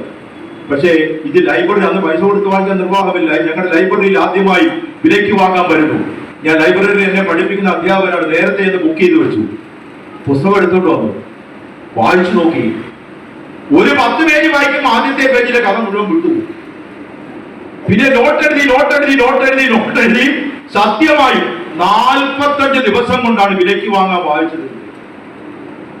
അതിന് 2 മാസം കഴിഞ്ഞപ്പോൾ കേരള ഗവൺമെന്റിൽ ഒരു പരസ്യം, സാംബശിവന്റെ കഥാപ്രസംഗത്തിന്റെ 25ാം വാർഷികം, 1/4 നൂറ്റാണ്ട് പിന്നിടുന്നു. ആ 1/4 നൂറ്റാണ്ട് ഉപഹാരം വിമൽ മിത്രയുടെ വിലയ്ക്ക് വാങ്ങാം. സത്യം പറഞ്ഞ നാടൻ ഭാഷയെ പറഞ്ഞ അന്തം വിട്ട് മുന്നേ പോയിരിക്കുന്നു. ഈ മനുഷ്യർ എങ്ങനെ ഈ കഥ 2.5-3 മണിക്കൂർ ഒതുക്കുന്നായിരുന്നു എന്റെ ചിന്ത. ഇവിടെ ഒരു സീക്വൻസ് അത് വിട്ടുപോയാൽ തീർന്നില്ലേ? ഒരുപാട് ബന്ധങ്ങൾ, കഥകൾ, ഉപകഥകൾ ഇങ്ങനെ നീണ്ടു പോവുക. കടൽ പോലെ പരന്ന കഥ ഇദ്ദേഹം എങ്ങനെ അവതരിപ്പിക്കും? അതും ആദ്യമേ അവതരിപ്പിക്കുന്നത് പിരപ്പങ്കോടാണ്, തിരുവനന്തപുരം ജില്ലയുടെ പിരപ്പങ്കോട്. എന്ന് എനിക്കത് 10-14 വയസ്സെങ്ങാണ്ടേ ഉള്ളൂ. പിരപ്പങ്കോടെന്ന് കേട്ടിട്ട് പോലുമില്ല. ബസ് സ്റ്റാൻഡിൽ ചെന്ന് ചോദിച്ചും പറഞ്ഞ് 2 കൂട്ടുകാരെയും കൂട്ടി അങ്ങ് പിരപ്പങ്കോട് എത്തി ഇത് കേൾക്കാൻ. സാംബശിവന്റെ കഥ അവസാന കാലത്തൊക്കെ ഞങ്ങൾ നല്ല പരിചയമാണ്. ജയിലിൽ കിടന്ന കാലം മുതൽ ഞങ്ങൾ നല്ല പരിചയമാണ്. കഥ കേൾക്കാൻ പോയി എന്റെ അടുത്ത് പറയും, സ്റ്റേജിൽ കസേരയിൽ തരാം, ഇവിടുന്ന് കേട്ടോ. ഞാൻ പറഞ്ഞ പറ്റൂല, സാംബശിവന്റെ കഥ കേൾക്കണേ ഞാൻ തറയെ പോയി കേട്ടു. നിലത്ത് പടഞ്ഞിരുന്ന് കേട്ടെങ്കിലേ സാംബശിവന്റെ കഥ കേൾക്കുന്നതിനൊരു സുഖം വരും. ഞാൻ മനോരമ ഏതെങ്കിലും വേസ്റ്റ് പേപ്പർ കൊണ്ടുപോയി തറയിലിട്ടിട്ട് അവിടെ ഇങ്ങനെ ഇരിക്കും. ഇതെന്നറിയാം, കത്തൻ അങ്ങോട്ട് പൊക്കുമ്പോ ഇങ്ങനെ ഇടുപ്പിന് കൈ കൊണ്ട് രാജകീയം. അത് കാണാൻ തന്നെ എന്തൊരു ചേരാന്നറിയാം. അങ്ങോട്ട് തുടങ്ങി കഥാപ്രസംഗം അവതരിപ്പിക്കുന്ന അവതരണ കാലങ്ങൾ തുടങ്ങി. വിലയ്ക്ക് വാങ്ങാം പ്രേമം, വിലയ്ക്ക് വാങ്ങാം സ്നേഹം, വിലയ്ക്ക് വാങ്ങാം മാതാപിതാക്കളെ, വിലയ്ക്ക് വാങ്ങാം കാമുകിയെ, സ്വർഗം വിലയ്ക്ക് വാങ്ങാം, സ്വാർത്ഥത്തിന്റെ നുകര, സ്വകാര്യ സ്വത്തിൻ പർവ്വത മുകളിൽ സ്വന്തം കൊടികൾ ഉയർത്താം, വാങ്ങാം വിലയ്ക്ക് വാങ്ങാം പ്രേമം. കവലയടിക്കുന്ന രായപ്പുരയ്ക്ക് ഇടത്തേക്ക് 4 പേരുണ്ടില്ല. അത് വെച്ചാണ് ഈ ആട്ടിക്ക് തകർത്തിട്ട് ഓടിക്കൂ. എന്തൊരു പരിപാടി എന്തെങ്കിലും. സാമ്പശിന്റെ പിറകിൽ ഒരു കറുത്ത ഉറിയ മനുഷ്യൻ ഇപ്പോൾ ചെല്ലൻ വെളിയിൽ കാണൂല. അയാളുടെ കയ്യിൽ കുറെ വാദ്യോപകരണം ഇപ്പോൾ എന്തൊക്കെ പറയുക, ചിരട്ട, തവി, മരവ, സൈക്കിളിന്റെ ആക്സിഡന്റ്. ഇത് വെച്ചാണ് കൊടുങ്കാറ്റടിക്കുന്നത്, തീവണ്ടി ഓടുന്നതും പടക്കം പൊട്ടുന്നത്. അതിന് പിറകിൽ ഇരുന്നാണ് ഈ പണിയെല്ലാം ചെയ്യുന്നത്. ചിരട്ടയിലിട്ട് അടിച്ചാണ് പടക്കം പൊട്ടിക്കുന്നത്. എന്തൊരു കഴിയൊരു മികവായിരുന്നത് അല്ലേ? ആ വരികളിലൂടെ വിലക്ക് വാങ്ങാൻ കഥയുടെ മുഴുവൻ സിനോപ്സിസ് ഉണ്ട്. അതുല്യമായ നാവിന്റെ ചലനത്തിലൂടെ എത്ര സാമൂഹ്യ മാറ്റങ്ങൾ ഉണ്ടാക്കി. പഠിക്കാൻ നിർവാഹമില്ലാതെ പഠിക്കാൻ 10 പൈസയ്ക്ക് വേണ്ടിയാണ് ആദ്യം ആയിഷ കഥ പറയാം. ഞാനൊരു കഥ പറയാം, എനിക്ക് പഠിക്കാൻ പൈസ തരുമോ എന്ന് പറഞ്ഞ് ഗുഹാനന്ദപുരം ക്ഷേത്രത്തിൽ നിന്ന് മറ്റൊരാളിലെ എരവിൽ വാങ്ങി ഉടുപ്പുമിട്ടുകൊണ്ട് ഗ്യാസിലെങ്കിലും കഥ പറഞ്ഞ മനുഷ്യൻ മലയാളികളെ കീഴടക്കിയെങ്കിൽ ആ അഭിനവ കേരളത്തിന്റെ ആദൃശ്യ ചൈതന്യം സാംബശിവനിലൂടെ നമ്മൾ കേട്ടതല്ലേ. ഇനി കലാരംഗത്തേക്ക് തിരിഞ്ഞു നോക്കേ. IV ശശി ഈഴവനാണ്, സത്യനന്ദിക്കാട്, ജോഷി, ശ്രീനിവാസൻ, തിലകൻ, ഇന്ദ്രൻസ് കലാരംഗത്ത് എത്രയാ അതുല്യ പ്രതിഭ, ജയ വിജയന്മാർ. ദാസേട്ടൻ എവിടെ കച്ചേരി നടത്തിയാലും ശരി, ബിച്ചുവേട്ടൻ എഴുതി ജയ വിജയ സംവിധാനം ചെയ്ത ദാസേട്ടൻ പാടിയ ആ ഒരു കീർത്തനം പാടാതെ ദാസേട്ടൻ ഒരു കച്ചേരിയും ചെയ്യില്ല. നക്ഷത്ര ദീപങ്ങൾ തിളങ്ങി നവരാത്രി മണ്ഡപമോ. ജയ വിജയ മറക്കാൻ കഴിയുമോ? ഹൃദയം ദേവാലയം, ജയ വിജയ ഹൃദയം ദേവാലയം, പോയ വസന്തം, നിറമാല ചർത്തും, ആരണ്യ ദേവ. അതിൽ ഏറ്റവും ബിജുവിന്റെ ഏറ്റവും മികച്ച വരി അതിന്റെ ഉള്ളിലുണ്ട്. അനകളില്ലാതെ അമ്പാരിയില്ലാതെ ആറാട്ടു നടക്കാറുണ്ടിവിടെ, സ്വപ്നങ്ങൾ ശീവേലി തൂകാറുണ്ടിവിടെ. ശീവേലി എന്താണെന്ന് അറിയുന്നവർക്ക് ആ വാക്കിന്റെ ഡെപ്ത് മനസ്സിലാവും അല്ലേ? ശീവേലി ഇങ്ങനെ തൂങ്ങിപ്പോകുന്നു, ഉടനെ തന്നെ അത് ക്ലീൻ ചെയ്യുന്നു, തുടച്ചു കളയുന്നു, അടുത്തത് പിന്നെ ഇടുന്നു, പിന്നെയും തുടച്ചു കളയുന്നു, പിന്നെയും കഴുകി കളയുന്നു. പടപടപടാതെ സ്വപ്നങ്ങൾ ശീവേലി തൂകാറുണ്ട് ഇവിടെ മനസ്സിൽ. അത് ഡൂമ്പടും ജയവിജയന്മാരാ. ആ പാട്ട് നിങ്ങൾ ശ്രദ്ധിച്ചാൽ അത് കട്ടക്കട്ട കട്ടക്കട്ട കട്ടക്കട്ടാത്തൊരു ശബ്ദം കേൾക്കുക. എന്താണെന്നറിയാമോ? തെരുവിലൊരു മനുഷ്യൻ വയറ്റത്തടിച്ച് പാടുന്ന കേട്ടിട്ട് അയാളെ കൊണ്ടുവന്ന് വയറ്റത്തടിക്കുന്ന ശബ്ദമാണ്. അതാണ് ജയവിജയ. ഇവരെല്ലാം ഈ സമുദായത്തിലുള്ള കലാരംഗത്തായാലും സാഹിത്യരംഗത്തായാലും ഭരണപരമായ രംഗത്തായാലും മലയാളക്കരയെ സ്വാധീനിച്ച അനേക പ്രതിഭകൾ വളർന്നു വന്നതിന്റെ നിദാനം ശ്രീനാരായണ ഗുരുദേവനാണ്. സംശയലേശമന്യേ പറയാം. ഇനി നോക്കൂ, നമുക്കിപ്പോ എത്ര സംഘടനകളുണ്ട്, ഏതെല്ലാം സംഘടനകൾ. അറിയോ, സംഘടനകളുടെ ബാഹുല്യം കൊണ്ട് നടക്കാൻ ഇടമില്ലാതെ കുട്ടികളും പൊടിമുറിക്കലും വഴക്കും പ്രശ്നങ്ങളുമില്ല. അറിയുമോ? കേരളത്തിലല്ല, ഇന്ത്യ ചരിത്രത്തിൽ ആദ്യമായി തൊഴിലാളികളെ സംഘടിപ്പിച്ചത്. അതാണ് സംഘടന കൊണ്ട് ശക്തരാകാൻ പഠിപ്പിച്ചത്. തൊഴിലാളി സംഘടന. തൊഴിലാളികളെ ആദ്യം സംഘടിപ്പിച്ചത് വിശ്വഗുരുവായ ശ്രീനാരായണ ഗുരുദേവനാണ്. ആലപ്പുഴയാണ് ആദ്യത്തെ തൊഴിലാളി സംഘടന. അന്നത്തെ ബ്രിട്ടീഷുകാരുടെ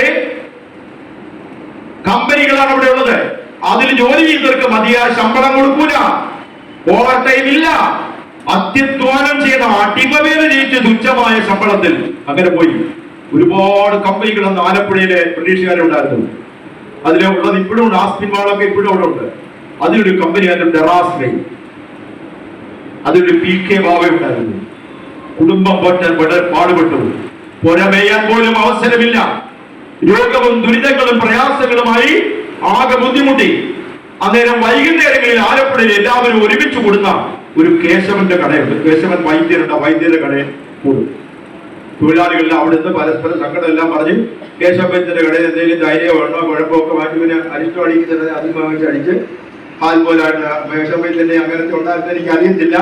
അതൊക്കെ അങ്ങനെ എല്ലാവരും അവിടെ കൂടുന്നൊരു സ്ഥലമാണ്. ഈ PK ബാബ ദിവസവും വന്ന് തന്റെ കുടുംബത്തിന്റെ പരാധീനതകളും ദുഃഖങ്ങളും ദുരിതങ്ങളും രോഗങ്ങളും അവതരിപ്പിച്ചുകൊണ്ടിരുന്നു. ഇതിനെന്താ പരിഹാരം എന്ന് ചോദിച്ചിട്ട് ഒരു പരിഹാരമില്ല. അമ്മ രോഗിയായി മരണത്തോട് അടുക്കുന്നു. മരുന്ന് വാങ്ങാൻ പോലും പൈസയില്ല. എന്ത് വേണമെന്ന് ചോദിച്ചപ്പോ കേശവന്യം പറഞ്ഞു, ഞാനൊരു പരിഹാരം നിർദ്ദേശിക്കാം, ബാബ ചെയ്യുമെന്ന്.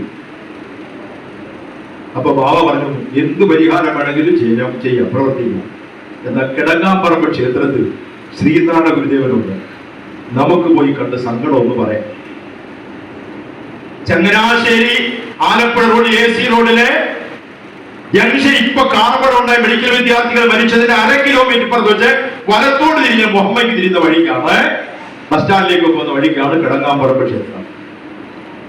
ഞാൻ ആലപ്പുഴ വഴി പാസ് ചെയ്യുമ്പോൾ എനിക്ക് സമയമുള്ളപ്പോഴൊക്കെ ഞാൻ കിടങ്ങാമ്പറമ്പ് ക്ഷേത്രത്തിൽ കയറി അവിടെ കുത്തിയിരിക്കും. അവിടെ ചെന്ന് കഴിഞ്ഞാൽ എന്നെ അറിയാവുന്നതുകൊണ്ട് എനിക്ക് ഒരുപാട് സ്ഥലം എന്തിനാ എനിക്കറിയാമോ, ഗുരുദേവൻ അവിടെ സ്ഥിരം സന്ദർശകനായിരുന്നു. അതുകൊണ്ടാണ് വണ്ടി പാർക്ക് ചെയ്തതുകൊണ്ട് വിശാലമായ ഗ്രൗണ്ട് ഉണ്ട്. പിന്നെ അവിടെ ചെന്ന് ഇരുന്നാൽ എനിക്ക് ഇങ്ങനെ നിവേദ്യങ്ങൾ വന്നുകൊണ്ട് എനിക്ക് കർണാടക പഴഞ്ചായ എന്തൊക്കെ വേണമെന്ന് പറയാൻ ശൽക്കരിക്കാനായിട്ട് ആൾക്കാരുണ്ട്. അതുകൊണ്ട് ഒരുപാട് പ്രസംഗിച്ച സ്ഥലം കിടങ്ങാമ്പറമ്പ്. അവിടെ ഗുരുദേവനുണ്ട്, കാണാൻ പോകാം. കേശവ വൈദ്യരും മറ്റൊന്ന് 2 തൊഴിലാളികളും എല്ലാം കൂടി വിശ്വഗുരുവിനെ കാണാൻ പോകുന്നു. PK ബാവ പൊട്ടിക്കരഞ്ഞു. ദുരിതങ്ങളുടെ പാണ്ടക്കെട്ടഴിച്ച് കുടുംബത്തിന്റെ പ്രയാസങ്ങൾ അഴിച്ച് ഈ ബ്രിട്ടീഷുകാർ ചെയ്ത ക്രൂരത പറഞ്ഞ് ദാരിദ്ര്യത്തിന്റെയും ദുരിതത്തിന്റെയും മുഖം അവതരിപ്പിച്ചുകൊണ്ട് PK ബാവ നിന്ന് കണ്ണുനീരൊലിപ്പിച്ചു. അപ്പൊ ഗുരുദേവൻ ചോദിച്ചു, നാം വിചാരിച്ചാൽ നിങ്ങളെ സഹായിക്കാൻ പറ്റുമോ? ആളെ കണ്ടപ്പോ തന്നെ ബാബയ്ക്ക് മനസ്സിലായി. ബാബ പറഞ്ഞു, ഇവിടുന്ന് വിചാരിച്ചെങ്കിലേ പരിഹാരം ഉണ്ടാവും, വേറെ ആര് വിചാരിച്ചിട്ടും പരിഹാരമില്ല. സൂര്യസ്തമിക്കാത്ത സാമ്രാജ്യത്തിനെതിരെ എന്ത് പരിഹാരമാണ്? ഇവിടുന്ന് വിചാരിച്ചാലേ പരിഹാരം ഉണ്ടാവും. ബാബയുടെ കണ്ണുനീരിലൂടെ ഗുരുദേവൻ തൊഴിലാളി വർഗത്തിന്റെ അടിച്ചമർത്തപ്പെട്ടവന്റെ വേദന കടിച്ചു തിരുന്നവന്റെ വേദന മുഴുവൻ ആ കണ്ണുനീരിലൂടെ ഗുരുദേവൻ കണ്ടു. കണ്ടിട്ട് പറഞ്ഞു, എങ്കിൽ നിങ്ങൾ സംഘടിക്കണം, നിങ്ങളൊരു സംഘടന ഉണ്ടാക്കണം, തൊഴിലാളികളെല്ലാം ചേർന്ന് സംഘടന ഉണ്ടാക്കണം. നിങ്ങൾ ഒന്നിച്ചു നിന്നാൽ, നിങ്ങൾ പ്രവർത്തിച്ചില്ലെങ്കിൽ ബ്രിട്ടീഷുകാർക്ക് ഒരു കമ്പനിയും ഇവിടെ ചലിക്കില്ല. നിങ്ങൾ ഒന്നിച്ചു നിൽക്കണം, നിങ്ങൾ സംഘടന ഉണ്ടാക്കണം. തയ്യാറാണോ? ബാബ തയ്യാറായി, കൂടെ നിന്നവരും തയ്യാറായി. അങ്ങനെ ആദ്യമായി ഇന്ത്യ ചരിത്രത്തിൽ ആദ്യമായി ഒരു തൊഴിലാളി സംഘടന ഉണ്ടാവുകയാണ്. 1922 മാർച്ച് 21 ആലുംമൂട്ടിൽ കേശവന്റെ വീട്ടിൽ തൊഴിലാളികൾ ഒരുമിച്ചു കൂടി. 1922 മാർച്ച് 21 കുറെ തൊഴിലാളികളെ PK ബാവയും കേശവ വൈദ്യനും എല്ലാവരും ചേർന്ന് കുറെ ആൾക്കാരെ വിളിച്ചു കൂട്ടി. ആലുംമൂട്ടിൽ കേശവന്റെ വീട്ടിൽ 1922 മാർച്ച് 21 ആദ്യമായി ഇന്ത്യയിൽ തൊഴിലാളികൾ ഒരുമിച്ചു കൂടി. കാര്യങ്ങളെല്ലാം അവതരിപ്പിച്ചു, സംഘടന രൂപീകരിക്കാൻ തീരുമാനിച്ചു. സംഘടനയ്ക്ക് ഒരു പേര് കൊടുത്തു, Travancore labour association. 1922 April 22 Kalappurakkal ക്ഷേത്ര മൈതാനിയിൽ തൊഴിലാളികളുടെ ആദ്യത്തെ സംഘടന രൂപീകരിച്ച് പ്രഖ്യാപിക്കുന്നു. ആ പ്രഖ്യാപനത്തിന് വരാൻ ഗുരുദേവന് അസൗകര്യം ഉണ്ടായതുകൊണ്ട് സ്വാമി ബോധാനന്ദയുടെ കയ്യിൽ ഗുരുദേവന്റെ ആശംസ എഴുതി കൊടുത്തിട്ടുണ്ട്. അങ്ങനെ ഇന്ത്യ ചരിത്രത്തിൽ ആദ്യത്തെ തൊഴിലാളി സംഘടന വന്നത് ആലപ്പുഴയിലാണ്, ട്രാവൻകൂർ ലേബർ അസോസിയേഷൻ. സംഘടനയുടെ ശക്തമായതുകൊണ്ട് അവസാനം ബ്രിട്ടീഷുകാർക്കെതിരെ, കമ്പനികൾക്കെതിരെ സമരം വന്നു, ബ്ലാക്ക് ഔട്ട്, ലോക്കൗട്ട് വന്നു. അവസാനം അവരുടെ ഡിമാൻഡുകൾ അംഗീകരിക്കപ്പെട്ടു. ഓർക്കുക, 1922 ഏപ്രിൽ 22 ആദ്യമായി കളപ്പുരയ്ക്കൽ ക്ഷേത്രത്തിൽ ഇന്ത്യയിൽ ഒരു തൊഴിലാളി സംഘടന ആദ്യം ഉണ്ടാകുന്നത്. അതും കഴിഞ്ഞ് 16 കൊല്ലം കഴിഞ്ഞാണ് കമ്മ്യൂണിസ്റ്റ് പാർട്ടി പോലും കേരളത്തിലുണ്ടായത്. 1938 1938 കേരളത്തിൽ കമ്മ്യൂണിസ്റ്റ് പാർട്ടി ഉണ്ടാക്കുമ്പോൾ അതിൽ ആദ്യത്തെ നേതാവ് സഖാവ് P. കൃഷ്ണപിള്ള, ട്രാവൻകൂർ ലേബർ അസോസിയേഷന്റെ പ്രവർത്തകനാണ്. TV തോമസ് ഈ പറഞ്ഞ സംഘടനയുടെ പ്രവർത്തകരായിരുന്നു. അങ്ങനെ തുടങ്ങിയ പിൽക്കാലത്തെ കമ്മ്യൂണിസ്റ്റ് നേതാക്കളായി മാറിയവർ ബഹുഭൂരിപക്ഷവും ട്രാവൻകൂർ ലേബർ അസോസിയേഷനിലൂടെ വന്നതാ.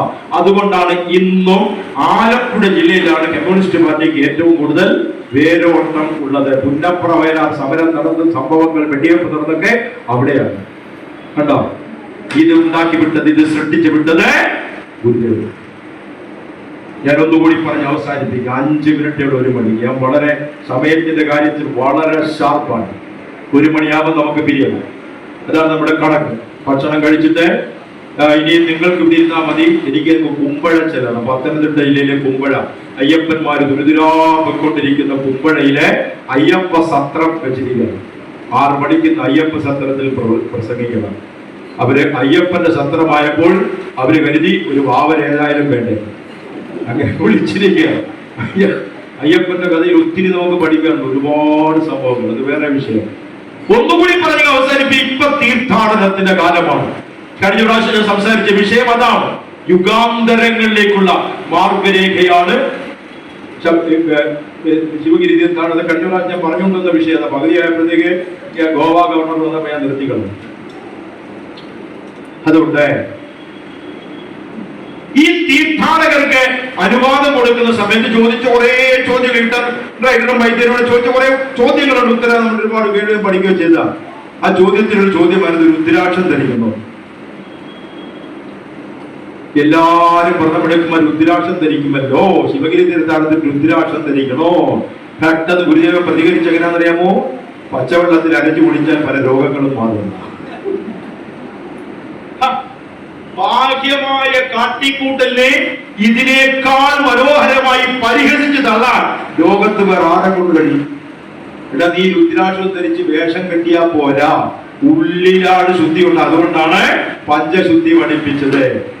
അന്നേരം ചോദിച്ചൊരു ചോദ്യമുണ്ട്.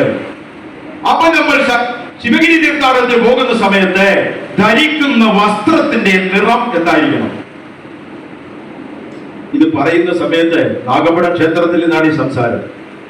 അപ്പുറത്തെ മീനച്ചിലാറുന്ന അയ്യപ്പന്മാർ കുടിച്ചു കയറുന്ന ഒരു സമയമാണ്. അപ്പൊ കറുത്ത വസ്ത്രങ്ങൾ ധരിച്ചാലോ എന്ന് ഒരാൾ സദസ്സിൽ ചോദിച്ചു. അപ്പൊ ഗുരുദേവൻ പറഞ്ഞു, അത് വേണ്ട, അത് ശബരിമലയ്ക്ക് പോകുന്നൊരു വേഷമല്ലേ. കാവ്യവസ്ത്രമായാലോ? ഗുരുദേവൻ കാവ്യവസ്ത്രം അനുവദിച്ചില്ല. എന്തുകൊണ്ടാണെന്ന് ഇപ്പൊ നല്ലതുപോലെ മനസ്സിലായി. മഞ്ഞ വസ്ത്രം മതി എന്ന് പറഞ്ഞു. ഞാൻ ഇങ്ങോട്ട് വരുന്ന വഴിക്ക് പലരും പദയാത്ര പോയിക്കൊണ്ടിരിക്കുന്നു. ഉള്ളല, ഞാൻ പ്രസംഗിച്ച സ്ഥലമാണ്, ഗുരുദേവൻ പ്രതിഷ്ഠിച്ച സ്ഥലമാണ് ഉള്ളല. അവിടെ വന്നപ്പോ വലിയായിട്ട് പോകുന്ന മഞ്ഞ വസ്ത്രം കാണാൻ എന്ത് രസം. കൊട്ടയും ഉടുപ്പ് എല്ലാം മഞ്ഞ, കാണാൻ തന്നെ എന്ത് രസമാണ്. മഞ്ഞ നിറം ഗുരുദേവൻ അംഗീകരിച്ചു കൊടുത്തു. അതിന്റെ ഒരു സാമൂഹിക വശം ഇന്ന് ചിന്തിച്ചു നോക്കുക. വർഗീയമായി ചേർത്തിരുവന്ന് നിറങ്ങൾ തമ്മിൽ കൂട്ടിയടിക്കുന്ന കാലമാണ്. പച്ച കണ്ടാൽ ചിലർക്ക് വിരളി പിടിക്കും, കാവ്യ കണ്ടാൽ വേറെ ചിലർക്ക് വിരളി പിടിക്കും. നിങ്ങളൊന്ന് ആലോചിക്കുക, പദയാത്രയ്ക്ക് കാവ്യവസ്ത്രമാണ് സെലക്ട് ചെയ്തിരുന്നെങ്കിൽ ഈ കാവ്യവസ്ത്രവും ധരിച്ചോണ്ട് റോഡിൽ നിരനിരയായിട്ട് പോകുമ്പോൾ ചിലർക്ക് സോക്കേണ്ടതില്ലായിരുന്നു, വഴക്കുണ്ടാവത്തില്ലായിരുന്നു. മഞ്ഞവസ്ത്രവും ധരിച്ചുകൊണ്ട് ഏത് സെന്ററിൽ കൂടെ പോകാം. മുസ്ലിം സെന്ററിൽ പോകാം, ക്രിസ്ത്യൻ സെന്ററിലും പോകാം, ഇല്ലാത്തൊരു സെന്ററിലും പോകാം. മഞ്ഞവസ്ത്രം സെലക്ട് ചെയ്തതിന്റെ ഒക്കെ ഗുരുദേവന് ഒരുപാട് എന്ത് എളുപ്പം സംഭവം നമുക്കറിയാം. മഞ്ഞ വസ്ത്രം ഒന്ന് മഞ്ഞ കളർ വാങ്ങിക്കാൻ പൈസ ഇല്ല, മഞ്ഞൾ കലക്കിയാൽ മതി എന്ന് പറഞ്ഞു. മഞ്ഞ കളർ കലക്കി കഴിഞ്ഞാൽ പെട്ടെന്ന് പോകില്ല. നമ്മുടെ തുണിയിൽ കറി വീട് കഴിഞ്ഞാൽ മഞ്ഞ പോകത്തേ ഇല്ല, അതവിടെ ഇരുന്നോളൂ. അത് ഔഷധവുമാണ്, അല്ലേ? മാത്രമല്ല, ഈ മഞ്ഞ നിറം സെലക്ട് ചെയ്തതിന്റെ പിന്നിൽ ഒരുപാട് രഹസ്യങ്ങളുണ്ട്. നമ്മൾ ചിന്തിച്ചു നോക്കേ. നമ്മൾ വളരെ വേഗത്തിൽ വണ്ടി ഓടിച്ചു വരുന്നു. അപ്പോഴാണ് ട്രാഫിക് സിഗ്നൽ പച്ച കത്തിക്കിടക്കുക. ഓടിച്ചോട്ട് വരുമ്പോ പെട്ടെന്ന് ചോപ്പ് വരുമോ? പിന്നെ തരും, മഞ്ഞ തരും. അമിത വേഗം നിയന്ത്രിക്കാനുള്ള നിറമാണ് മഞ്ഞ. മാത്രമല്ല, വണ്ടി നമ്മൾ ഫുൾ സ്റ്റോപ്പാക്കി നിർത്തിയിരിക്കുക, ചോപ്പിൽ കിടക്കുക. പെട്ടെന്ന് പച്ച ഇടുവോ? ഇല്ല, മഞ്ഞ തരും. എന്താ കാര്യം? നിശ്ചലമായി കിടക്കുന്നവരെ ചലിപ്പിക്കുന്ന നിറമാണ് മഞ്ഞ. തീർന്നില്ല. ഗുരുദേവൻ ജീവിച്ച കാലത്ത് കാറ് തന്നെ കുറവാണ്. കാറ് കണ്ടപ്പോൾ ഗുരുദേവൻ പറഞ്ഞ ആനയും കാറും ഒരുപോലാണ് ചെലവ് ചെയ്തോണ്ടേയിരിക്കുന്നത്. ഇത് കാറിനെ ഉപമിച്ചിട്ടുണ്ട്. അന്ന് കാറ് തന്നെ കുറവാണ്. അന്ന് ലൈറ്റ് ഇൻഡിക്കേറ്റർ എന്ന് പറയുന്ന സംഭവമേ ഒരു കാറിനുമില്ല. നമ്മളൊക്കെ പഴയ കാലത്ത് ഡ്രൈവിംഗ് പഠിച്ചവരാ. അങ്ങനെ പഴയ കാലത്ത് ഡ്രൈവിംഗ് പഠിക്കുമ്പോ ഇൻഡിക്കേറ്റർ ഇല്ല. വലത്തോട്ട് തിരിയണമെങ്കിൽ എന്ത് ചെയ്യണം? അത് തന്നെ ആശാൻ പഠിപ്പിക്കും, ഇങ്ങനെ കാണിക്കണം. അപ്പൊ ഇനി ഇടത്തോട്ടാ ചെയ്യേണ്ടതെങ്കിലോ അരിമാവ് കഴിക്കുന്നവർ ഇങ്ങനെ കാണിക്കണം. കേട്ടോ? വലത്തോട്ടും ഇടത്തോട്ടും തിരിയാൻ ഡ്രൈവർ കൈയിട്ട് കാണിക്കണമായിരുന്നു. 80കളുടെ അവസാനമാണ് ഇൻഡിക്കേറ്റർ ലൈറ്റ് എന്നൊരു സമ്പ്രദായം ലോകത്ത് വരുന്നത്. എത്രയോ ലോകരാജ്യങ്ങളിൽ ഞാൻ പോയി. അമേരിക്കയിൽ പോയി, ഇംഗ്ലണ്ടിൽ പോയി, ചൈനയിൽ പോയി, ഗൾഫ് രാജ്യങ്ങൾ മുഴുവൻ നടന്ന് നിരങ്ങി. ഏതെല്ലാം രാജ്യങ്ങളിൽ പോയി, ഏതു രാജ്യത്ത് ചെന്നാലും ഇൻഡിക്കേറ്റർ ലൈറ്റ് നിറം എന്താ നിറം? പറയാൻ പേടിയുണ്ട്. മഞ്ഞ. എന്നാൽ ചൈനയിൽ ഞാൻ പോയിട്ടുണ്ട്, അവിടെ എന്താ ചോപ്പ് കൊടുക്കാൻ? സൗദി അറേബ്യയിൽ എന്താ ഇൻഡിക്കേറ്ററിൽ പച്ച കൊടുക്കാൻ? ദിശാസൂചനയുടെ വർണ്ണമാണ് മഞ്ഞ എന്ന് ഗുരുദേവൻ കണ്ടെത്തിയിരുന്നു. ലോകം മുഴുവൻ നയിക്കുന്ന നിറമാണ് മഞ്ഞ എന്ന് കണ്ടു. പബ്ലിക് സെക്ടർ, പൊതുമുതൽ ഉപയോഗിക്കുന്ന വാഹനങ്ങൾ, ആ കിടക്കുന്ന ലോറി ആയാലും ഓട്ടോറിക്ഷ ആയാലും അതിന്റെ എല്ലാ ഫ്രണ്ടിൽ മാക്കിലും ഏത് നിറം അടിക്കണം? മഞ്ഞ നിറം അടിക്കണം. മഞ്ഞ നിറം എന്ന് പറഞ്ഞാൽ സ്വകാര്യ സ്വത്തല്ല, പൊതുസ്വത്തിന്റെ നിറമാണ് മഞ്ഞ. തീർന്നില്ല, നമ്മളെ റൺവേയിൽ നോക്കണം. ഫ്ലൈറ്റ് ലാൻഡ് ചെയ്യുന്ന സമയത്ത് റൺവേയിൽ നോക്കണം. നെടുമ്പാശ്ശേരി എയർപോർട്ടിൽ ഫ്ലൈറ്റ് ലാൻഡ് ചെയ്യണമെങ്കിൽ ചുമന്ന ലൈറ്റും പച്ച ലൈറ്റും നീല ലൈറ്റും അല്ല, ഇവിടുന്ന് അങ്ങ് അറ്റം വരെ മഞ്ഞ. ഞാൻ ഫ്ലൈറ്റിൽ നിന്നുകൊണ്ട് പറയും ഗുരുദേവൻ ജയിക്കട്ടെ. ലാൻഡ് ചെയ്യണമെങ്കിൽ അമേരിക്ക ലാൻഡ് ചെയ്യണമെങ്കിലും മഞ്ഞയാണ് റൺവേ. കേട്ടോ, സൂക്ഷ്മതയുടെ നിറമാണ് മഞ്ഞ. ഹൈ റേഞ്ചിൽ കഴിഞ്ഞ ആഴ്ചയും പ്രസംഗത്തിൽ പോയി, ഭയങ്കര മഞ്ഞ്. ഇടുക്കിയിലെ ടോപ്പിൽ പോയിട്ട് നല്ല മഞ്ഞ്, നല്ല മഞ്ഞ. അന്ന് ഹെഡ്ലൈറ്റ് ഇട്ടാ കാണൂല, അപ്പോഴെന്തിലേറ്റിടും? പോകിലേറ്റിടും. എന്താ നിറം? മഞ്ഞ. ഇരുട്ടിനെ കീറിമുറിക്കുന്ന നിറമാണ് മഞ്ഞ. ഈ മഞ്ഞ നിറം ഗുരുദേവൻ തീരുമാനിച്ചതിന് വേറെ ഒരു രഹസ്യങ്ങളുണ്ട്. എന്തെന്നറിയുമോ? ഭഗവാൻ ശ്രീനാരായണ ഗുരുദേവൻ അവതാരമാണ്. എനിക്ക് യാതൊരു തർക്കവുമില്ല. നിങ്ങൾ ആരെങ്കിലും എന്റെ മുമ്പിൽ തർക്കിക്കാൻ ഇവിടെ വന്നൊരു മൈക്കുമായിട്ട് നിന്നാൽ അവതാരമാണെന്ന് സ്ഥാപിച്ചിട്ടേ ഞാനിവിടെ അറിയുള്ളൂ. ഐക്യരാഷ്ട്രസഭയിൽ എനിക്ക് അവസരം തന്നാൽ അവിടെ നിന്ന് ഞാൻ സ്ഥാപിക്കും. ഗുരുദേവൻ അവതാരമാണ്, സാധാരണ മനുഷ്യരല്ല. ശ്രീ ഭഗവാൻ ശ്രീനാരായണ ഗുരുദേവനും ഭഗവാൻ ശ്രീകൃഷ്ണനും അവതാരത്തിൽ ഒരുപാട് കാര്യങ്ങളിൽ സാമ്യമുണ്ട്. എല്ലാം കൂടി ഞാൻ മണ്ണിക്കാൻ നിൽക്കത്തില്ല, ഒറ്റ കാര്യം മാത്രം പറയാം. ശ്രീകൃഷ്ണൻ, ഭഗവാൻ ശ്രീകൃഷ്ണന് ഇഷ്ടപ്പെട്ട നിറമേതാ? ഒരു പാട്ടിലൂടെ പെട്ടെന്ന് മനസ്സിലാകാം. ചെത്തി മന്ദാരം തുളസി പിച്ചകമാലകൾ ചാർത്തി ഗുരുവായൂരപ്പ നിന്നെ കണി കാണേണം മണിക്കുഴലൂതിക്കൊണ്ടും. അടുത്ത വരി നിങ്ങൾ പാടണം. മഞ്ഞത്തൂങ്ങിൽ ചുറ്റി കണ്ട ഭഗവാൻ ഇഷ്ടപ്പെട്ട നിറമാ. ഭഗവാൻ ശ്രീനാരായണ ഗുരുദേവന് ഇഷ്ടപ്പെട്ടത് മഞ്ഞാണ്. അതിന്റെ പിന്നിൽ ഇനിയും രഹസ്യങ്ങൾ പലതും പലതും പലതുമുണ്ട്. വിസ്തരിച്ചാൽ തീരാത്ത രഹസ്യങ്ങളുണ്ട്. കൃത്യം 1 മണി ടൈം മാനേജ്മെന്റ് എനിക്ക് വളരെ നിർബന്ധമാണ്. സാധാരണ ഞാൻ വീട്ടിൽ നിന്ന് ഇറങ്ങുന്നത് 3.5 മണിക്കൂറുള്ള കൂട്ടിയാണ്. വീട്ടിൽ നിന്ന് ഇറങ്ങിയാൽ 3.5 മണിക്കൂർ ആകുമ്പോൾ രാജരാജേശ്വരി ഓഡിറ്റോറിയത്തിന് മുമ്പിൽ വന്നിരിക്കും. ഇന്ന് ഞാൻ 1 മണിക്കൂർ മുമ്പേ ഇറങ്ങി. കാരണം എനിക്കറിയാം ചുരുക്കിയ വഴിയാണ്. അതുകൊണ്ട് 4 മണിക്കൂർ 4.5 മണിക്കൂർ എടുത്താണ് ഇവിടെ എത്തിയത്. എങ്കിലും കൃത്യം 11:15 എത്തി. അതുകൊണ്ട് കൃത്യം 1 മണിക്കാണ് നിർത്തണം. ഒരുപാട് തിരുത്തി പറയുന്നത് ശരിയല്ല. ഏറ്റവും സന്തോഷം ഇതാണ്, സത്സംഗത്തിൽ വന്ന ഏറ്റവും വലിയ സന്തോഷം ഇതാണ്. ഏത് സമയത്ത് പ്രസംഗിച്ചാലും, അത് ഉച്ചഭക്ഷണത്തിന്റെ സമയത്തായാലും വൈകുന്നേരമായാലും ലാസ്റ്റിലെ പ്രഭാഷണമായാലും ശരി, അടിയൻ സംസാരിച്ചു തുടങ്ങിയാൽ ഈ ഇരിക്കുന്നവരെല്ലാം ഒരേ ഇരിപ്പാണ്. ഒരാള് ചലിക്കത്തില്ല, ഇരിക്കുന്നിടത്തൊന്നും സീറ്റ് കിട്ടാതെ വന്ന പിറകിൽ നിന്നാൽ ആദിപ്പ് നിൽക്കും. ഈ നിശബ്ദമായി കേട്ടിരിക്കുന്ന നിങ്ങളാണ് എന്റെ ശക്തിയും ഊർജവും എല്ലാം. ഒരുപാട് നന്ദിയും കടപ്പാടും കൃതാർത്ഥതയും അറിയിച്ചുകൊണ്ട്, പ്രത്യേകിച്ചും ഗിരിജയ്ക്കും ഗിരിജയുടെ ഭർത്താവിനും ആയുരാരോഗ്യം ഭഗവാൻ നൽകട്ടെ എന്ന് പ്രാർത്ഥിച്ചുകൊണ്ട്, എല്ലാ കമ്മിറ്റിക്കാരോടും കൃതാർത്ഥത അറിയിച്ചുകൊണ്ട്, അടിയന്റെ വർത്തമാനത്തിലോ ഉദാഹരണം പറഞ്ഞതിലോ വല്ല അറിവില്ലായ്മയോ അവിവേകമോ എന്നെങ്കിൽ ക്ഷമിക്കണമെന്ന പ്രാർത്ഥനയോടെ സവിശേഷമായ പരിഗണനയ്ക്ക് സാദരം സമർപ്പിച്ച് ഗുരുധർമ്മം ജയിക്കട്ടെ. നന്ദി.